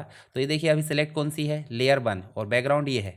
लेयर 1 को हम जो है ब्लेंडिंग करना चाहते हैं, नॉर्मल में जाएंगे, देखिए ल्यूमिनेसिटी कर सकते हैं, या फिर हम जो है कलर कर सकते हैं। देखिए जो इमेज है वो अलग स्टाइल से दिख रही है फ्रंट वाली, ये देखिए अलग अलग प्रकार से हम यहाँ सेचुरेशन कर सकते हैं, या फिर ह्यू है, या फिर हम जो है इसको एक्सक्लूसन कर सकते हैं। देखिए मतलब अलग अलग इफेक्ट देना है, उसके लिए हम क्या कर सकते हैं, ब्लेंडिंग ऑप्शन का इस्तेमाल कर सकते हैं। तो ये आपको देखने को मिल जाएगा यहाँ पे। इसकी ओपेसिटी भी रख सकते हैं आप, 100% रखना है जैसे भी। तो लेयर पैलेट आए तो इसको आप लिख लेना, ताकि आपके जो एग्ज़ाम है वो अच्छा जाए। उसके बाद फाइल में न्यू इमेज बनाकर देख लिए, ओपन करना है तो नॉर्मली ओपन कर सकते हैं हम, कोई भी इमेज को इस प्रकार सेलेक्ट करें, ओपन। उसके बाद सेव करना है तो सेव करने के लिए सिंपल है, ये इमेज लिए और इस इमेज को हम क्या कर लेते हैं, सेव। अगर सेव करेंगे तो सिर्फ सेव होगा, पर सेव एज करेंगे तो हम जो है उसको एक्सपोर्ट कर सकते हैं। मतलब सेव एज करने मतलब दोबारा नाम से सेव करना, दूसरे नाम से। इसमें नाम दिए, नाम जो भी दे दिए, हम कर देते हैं यहाँ पे एडिट, ये नाम दे दिए एडिट। और उसका टाइप क्या रखना है, तो फोटोशॉप के डॉक्यूमेंट का फाइल का जो टाइप होता है .psd होता है, फोटोशॉप डॉक्यूमेंट। फिर बीएमपी में भी कर सकते हैं, जीआईएफ है, ईपीएस है, ईपीएस के वर्जन दिए है, जेपीजी है, पीसीएक्स है। इसके बाद पीडीएफ में कर सकते हैं। उसके बाद देखिए पीएनजी है, रॉ फाइल है, एससीटी है, सीटी फाइल, टर्गा फाइल है, टीआईएफ है। ये सब फाइल के एक्सटेंशन फोटोशॉप के कहे जाते हैं। इनको आप कोई भी नाम से, मान लो जेपीजी में सेव करना तो जेपीजी कर सकते हैं। उसकी क्वालिटी आप देखोगे तो 12 मैक्सिमम मिलेगी, और जो 2 है वो मिनिमम मिलेगी। तो स्लाइडर से कम ज़्यादा करके देख लीजिए, ओके कर दीजिए, ये फाइल आपकी सेव हो चुकी है। तो इस प्रकार से हम फाइल को सेव कर सकते हैं। ऐसे ही रिवर्ट ऑप्शन इसमें भी है, सेव करने के बाद जो भी चीज़ें वो निपट जाती है, यानी कि हट जाती है, डिलीट हो जाती है। इंपोर्ट करना है स्कैनर से तो यहाँ से कर सकते हैं, और एक्सपोर्ट करना है तो आप यहाँ से कर सकते हैं। एक्सपोर्ट करने की ज़रूरत यहाँ से नहीं पड़ती, सेव एज कर दो, एक्सपोर्ट हो जाती है। उसके बाद देखिए पेज सेटअप यहाँ नहीं पूछा जाएगा, प्रिंट भी यहाँ पे नॉर्मली अगर इस फाइल को प्रिंट करना है तो देखिए प्रॉपर्टी वगैरह सेट करो और डायरेक्टली आप प्रिंट कर दो, कोई दिक्कत नहीं। एडिट में जाएंगे तो एडिट में आपको जो है बहुत सारी चीज़ें देखने को मिल जाएगी। यहाँ पे मान लो यहाँ ये जो फाइल है हमने यहाँ लेकर आ गए, एडिट में जाओगे देखिए इसको हम जो है स्ट्रोक दे सकते हैं इसके आउटसाइड में, इसको रोटेट कर सकते हैं, और साथ ही इसमें प्रेफरेंस की सेटिंग भी कर सकते हैं। कट कॉपी पेस्ट तो नॉर्मल है। इमेज में जाओगे तो इमेज में देखिए यहाँ पे इमेज के कलर मोड चेंज कर सकते हैं, जैसे बिटमैप है, ग्रे स्केल है, आरजीबी है, CMYK है, लैब है। इसकी बिट डेप्थ चेंज कर सकते हैं, 8 बिट नॉर्मली रहता है पर 16 बिट कर सकते हैं, पर 16 बिट करोगे ध्यान रहे दूसरे कंप्यूटर में काम नहीं करेगा। एडजस्टमेंट के अंतर्गत आपको देखिए आपको यहाँ पे कलर जो कर्व वगैरह, कलर बैलेंस है, लेबल है, ये सब देखने को मिलेंगे। जैसे कर्व में जाओगे और आप ऐसा करोगे, देखिए जो है ब्राइटनेस बढ़ रही है, देखिए ब्राइटनेस कम ज़्यादा आप कर सकते हैं इसके माध्यम से, किसमें, कर्व में। उसके बाद लेबल भी यहाँ सेट कर सकते हैं, जैसे एडजस्टमेंट में गए यहाँ देखिए लेबल मिलेगा, लेबल में भी आप जो है वाइट बैलेंस वगैरह बढ़ा सकते हैं, कम ज़्यादा कर सकते हैं। इसके बाद और बहुत सारी चीज़ मिलती है यहाँ पे, जैसे ब्राइटनेस एंड कॉन्ट्रास्ट की बात करें, एग्जाम में अगर पूछा जाए तो ब्राइटनेस बढ़ा सकते हैं, कॉन्ट्रास्ट कम ज़्यादा कर सकते हैं। ठीक है, डायलॉग बॉक्स अभी याद रखना, बिना डायलॉग बॉक्स के एग्जाम में नहीं लिख सकते। डुप्लीकेट करना इस इमेज की कर सकते हैं। साथ ही इमेज के साइज़ में चेंजेस करना है, जैसे मान लो आपको इसकी विड्थ चेंज करना है, इसकी हाइट चेंज करना है, या इसके विड्थ को, हाइट को इंचेस में चेंज करना है पिक्सल की अपेक्षा, इसके रेजोल्यूशन को चेंज करना है, सारा काम इमेज साइज से करके आप ओके कर सकते हैं। इसके बाद नेक्स्ट अगर देखेंगे तो इसकी रोटेशन भी कर सकते हैं। कैनवास साइज़ को बढ़ा सकते हैं बिना इमेज में छेड़खानी करे। इसके बाद लेयर में जाएंगे, न्यू लेयर हमने बनाकर देख लिए, लेयर की डुप्लीकेट करना है तो यहीं जाओ और यहीं पे जाकर देखिए डुप्लीकेट लेयर दिख रहा है, डिलीट भी दिख रहा है। इसकी स्टाइल को कॉपी करना वो भी हम कर सकते हैं, लेयर स्टाइल में जाना है वो भी हम यहाँ पे जा सकते हैं। इसके बाद देखिए नेक्स्ट जो ऑप्शन है लेयर में, लेयर की अरेंजमेंट बोले तो ऊपर नीचे, मतलब इस लेयर को ऊपर करना है तो वो कर सकते हैं, इस लेयर को नीचे करना है तो वो भी हम यहीं से कर सकते हैं। ऐसे ऊपर उठा कर रख दो, ये देखिए इस प्रकार से नीचे रखेंगे तो देखिए ये कलर चेंज हो गया, क्योंकि यहाँ पे हमने क्या करे हैं, यहाँ पे हमने ब्लेंडिंग ऑप्शन का इस्तेमाल करें। देखिए कितना अच्छा लग रहा है ये। तो इस प्रकार आप इसमें काम कर सकते हैं। उसके बाद देखिए लेयर की ग्रुपिंग भी कर सकते हैं आप, लेयर को मर्ज करना है, फ्लैटन करना है, जेपीजी में करना है, वो भी आप यहाँ से कर सकते हैं। सेलेक्ट में फ़िल्टर का उपयोग देखते हैं, तो फ़िल्टर का उपयोग कैसे करते हैं। फ़िल्टर में आपको बनी बनाई प्रीसेट होती है, जैसे मान लो ये दिख रहा ना, और फ़िल्टर में आप जाओगे, यहाँ देखिए फ़िल्टर में आपको ब्लर दिख रहा है, आर्टिस्टिक दिख रहा है, और यहाँ पे देखिए मैं आपको शार्पन दिखाता हूँ। चलिए यहाँ पे चलते हैं, इसको डिलीट कर देता हूँ, इस इमेज को मैं डिलीट कर देता हूँ, ये देखिए लेयर को, ये डिलीट हो गई, और इस लेयर को भी डिलीट कर देते। ये जो वाली लेयर है इसको डिलीट कर देते। अब यहाँ देखो मैं एक जो है सन वाला इफेक्ट लाना चाहते हो, रेंडर में जाते, लेंस फ्लेयर में जाते, और लेंस फ्लेयर में जाके हम जो है इस प्रकार से यहाँ रख देते और इसको थोड़ा सा बढ़ा दो और ओके कर दो। देखिए ये सन वाला इफेक्ट आ गया। ये हमने कुछ बनाया नहीं है, ऑटोमेटिक रखा हुआ है। तो फिल्टर आप समझ गए, प्री डिफाइंड फॉर्मेटिंग। नए वर्जन में आपको बहुत सारी चीज़ें एडवांस में मिलेगी फिल्टर से रिलेटेड। यहाँ देखिए डिस्टॉर्ट है, नॉइस है, पिक्सलेट है, रेंडर है, शार्पन है, शार्पन करना, अनशार्प मास्क कर सकते हैं। स्केच टाइप का बनाना है, जैसे मान लो आपको बेस रिलीफ या फोटो कॉपी बनाना है, तो देखिए आप यहाँ देख सकते हैं। इसको मैं जूम इन करता हूँ। को फोटो कॉपी जैसे बनाना है तो आप फोटो कॉपी जैसे बना सकते हैं। ये देखिए इस प्रकार से आप इस इमेज को बना सकते हैं। तो ये कहलाते क्या, सब फिल्टर। फिल्टर का उपयोग कर लेना आप 4 5 6 या 10 फिल्टर याद रख लो ताकि आपको एग्ज़ाम में कोई कठिनाई ना आए। उसके बाद नेक्स्ट देखोगे, देखिए जूम से रिलेटेड या रूलर गाइड से रिलेटेड चीज़ें मिलेगी। विंडो में जाओगे तो विंडो में दिखाने और छुपाने से रिलेटेड चीज़ें मिलेगी। अब यहाँ जो मुख्य मुख्य चीज़ें होती है वो हमने यहाँ पे देख लिए, और जो कुछ इंपॉर्टेंट चीज़ है वो भी एक बार हम यहाँ पे देख लेते हैं। देखिए सारी चीज़ तो हमने यहाँ पे देख ली है। अब देखिए फाइल से रिलेटेड जितनी भी चीज़ें थी जो आपके एग्ज़ाम में पूछी जानी है, और लेयर से रिलेटेड, लेयर बनाना, इमेज को सेव करना, इमेज मैनिपुलेशन, एक फ़ोटो को दूसरी फ़ोटो में कैसे लाते हैं। उसके बाद देखिए आपको इरेज कैसे करना है, तो इरेज के लिए ऑप्शन दिया गया है। आपको फ़ोटो को एडिट कैसे करना है, रिपेयर कैसे करना है, ये टूल्स दिए हैं। तो ये सारी चीज़ें आपको डिटेल वीडियो में और मिल जाएगी। आपको यहाँ सिर्फ एग्ज़ाम के लिए मैंने जो है बताया हूँ, और आप एक बार पीडीएफ ज़रूर पढ़ लें इसकी, ताकि आपका जो काम है वो कंप्लीट हो जाए। इसके बाद हम कुछ थ्योरी मटेरियल है वो एक बार देख लेते हैं, ताकि एक चीज़ और आइडिया चल जाए कि भाई हमारे पास में कुछ एग्ज़ाम में क्वेश्चन है वो यहाँ पे देखने को मिल जाते हैं। जैसे एक क्वेश्चन मिला था, डीटीपी का जो है पब्लिकेशन में क्या उपयोग है। तो सिंपल सी बात है, मुख्य रूप से जो पुस्तक यानी बुक्स है और मैगजीन्स है उसको बनाने में डीटीपी का मुख्य रोल है। जैसे पुस्तकों के कवर बनाना, यानी बुक्स के कवर बनाना, उसकी अंदर की जो लेआउट है वो तैयार करना है, या फिर मैगजीन को आकर्षक बनाना है, व्यवस्थित लेआउट देना है, उसके पेज के क्रम है, हेडिंग है, फॉन्ट है, इन सब के लिए किसकी ज़रूरत पड़ती है, डीटीपी के लिए। अगर बात करें मैगजीन के बाद न्यूज़पेपर की, ये भी पब्लिकेशन का ही पार्ट है। तो जितना भी लेआउट बनाना है, हेडलाइन बनाना है, वो क्या है, न्यूज़पेपर में डीटीपी। इसके कॉलम को मेंटेन करना है, इमेजेस को व्यवस्थित करना है, और जल्दी डिज़ाइन करना, उसके लिए डीटीपी बहुत ही इंपॉर्टेंट हो जाती है। कुछ मार्केटिंग की जो सामग्री होती है, जैसे ब्रोशर्स बांटना है या पोस्टर्स बनाना है, फ्लेयर्स बनाना है, इन सब के लिए भी डीटीपी का अहम भूमिका निभाता है। कॉरपोरेट डॉक्यूमेंट बनाना, जैसे कि वार्षिक रिपोर्ट हो गई, प्रोजेक्ट रिपोर्ट हो गई, प्रेजेंटेशन स्लाइड हो गई, या फिर कोई व्यवसाय के कार्ड, लेटर हेड बनाना है। ई पब्लिकेशन की बात करें, जैसे ई बुक्स वगैरह बनाना है, तो प्रिंट का काम तो बात की बात हो गई, पर बनाना है उसके लिए तो डीटीपी की ज़रूरत पड़ेगी ना। डिजिटल मैगजीन्स हो गई, इन सब के लिए भी हमको डीटीपी की आवश्यकता पड़ती है।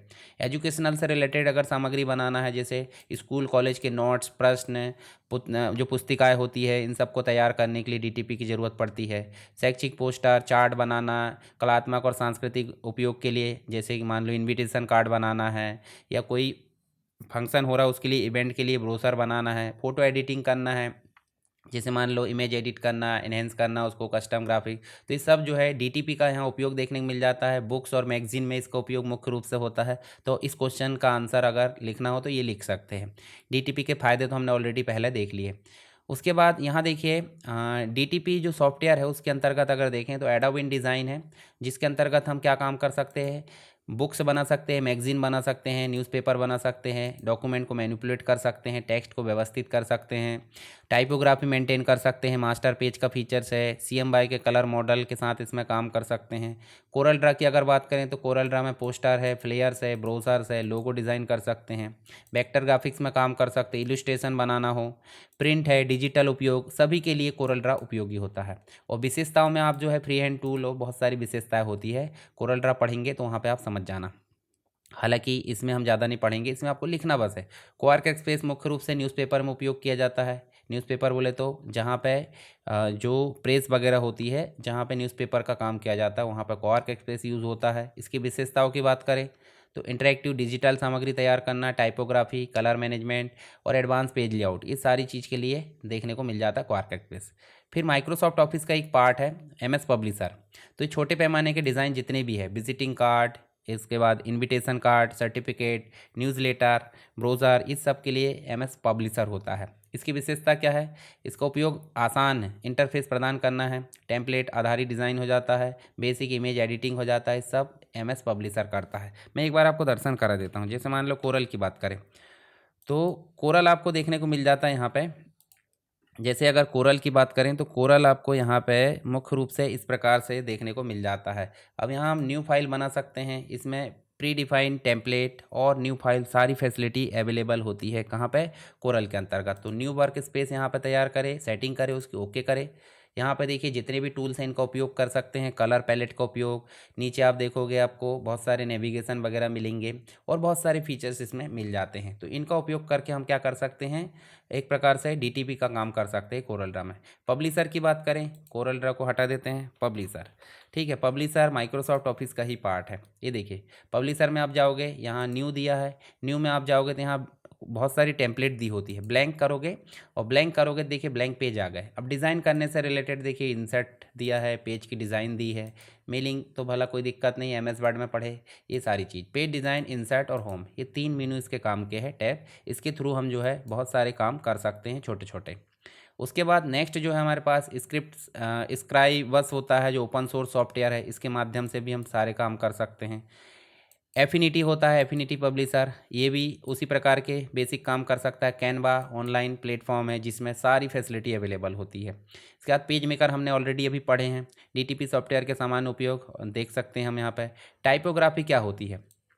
टाइपोग्राफी टेक्स्ट को व्यवस्थित करना, प्रस्तुत करने की कला होती है। जैसे इंसर्ट में चले हैं एमएस वर्ड में, तो ये जो इतनी भी चीज़ें दिख रही है टाइपोग्राफी है, वर्ड आर्ट जो होता है। इसमें फ़ॉन्ट को ध्यान में रखा जाता है, फ़ॉन्ट के साइज़ को, स्पेसिंग को, फॉर्मेटिंग को, उसके कलर को, उसकी हायरार्की क्या होनी चाहिए, टेक्स्ट बॉक्स और कॉलम, ये सब क्या है? टाइपोग्राफी की पार्ट है। कहाँ उपयोग की जाती है वो एक बार पढ़ लेना यहाँ पर। उसके बाद जो है डीटीपी सॉफ्टवेयर और वर्ड प्रोसेसिंग सॉफ्टवेयर में अंतर, तो हमने ऑलरेडी देख चुके हैं इसके बारे में। और आपको अगर एग्ज़ाम में लिखना है तो इसके बारे में यहाँ पे अंतर भी देख लेना। नेक्स्ट जो है आपको ट्रांसपेरेंट प्रिंट आउट क्या होता है? तो देखिए यहाँ पे प्रिंटिंग सामग्री ट्रांसपेरेंट सीट या पारदर्शी सीट पर प्रिंट करना, ट्रांसपेरेंट प्रिंट आउट। जैसे कि प्लास्टिक की या माइलर फिल्म बनी होती है जो न्यूज़पेपर में ज़्यादातर उपयोग की जाती है, तो उसमें आपको ये प्रिंटिंग देखने को मिल जाती है, ट्रांसपेरेंट, ठीक है। इसके बाद नेक्स्ट जो चीज़ें देखने को मिल जाती है वो हमको पेज मेकर के अंतर्गत जो चीज़ें हैं वो तो हमने ऑलरेडी देख ली है। इसकी विशेषताएं आप पढ़ लेना एक बार, यहाँ पे हमने उपयोग करे ही हैं। विशेषताएं पढ़ने की ज़रूरत नहीं है, जो भी फैसिलिटी सब विशेषताएं आ जाती है। उसके बाद नेक्स्ट जो है कॉलम बैलेंसिंग भी हमने देख ली है। कॉलम बैलेंसिंग के बाद क्या है, नेक्स्ट जो क्वेश्चन है वो हमारे लिए देखने लायक यहाँ पे पेज मेकर में फ्रेम ऑप्शन। तो मतलब जब भी हमको टेक्स्ट टाइप करना पेज मेकर में तो हमको फ्रेम लाना होता है, या कोरल ड्रा की बात करें तो भी फ्रेम लाना होता है। तो यहाँ पे फ्रेम देख सकते हैं एक बार हम, और फ्रेम के बाद हमारा जो क्वेश्चन है वो कंप्लीट हो जाते हैं, जितना भी थ्योरेटिकल पार्ट है। और जो भी प्रैक्टिकल हमने करे हैं वो एग्ज़ाम की दृष्टि से काफ़ी इंपॉर्टेंट है। तो इतनी सारी चीज़ आपको मैंने बता दिया हूँ, इंपॉर्टेंट क्वेश्चन के हिसाब से रिवीजन कर लिए हैं। आप डिटेल वीडियो इसका ज़रूर देख लें, और उसके बाद कोई दिक्कत आती तो आप कमेंट बॉक्स में बता सकते हैं। तो चलिए मिलते हैं नेक्स्ट क्लास में, तब तक के लिए जय हिंद।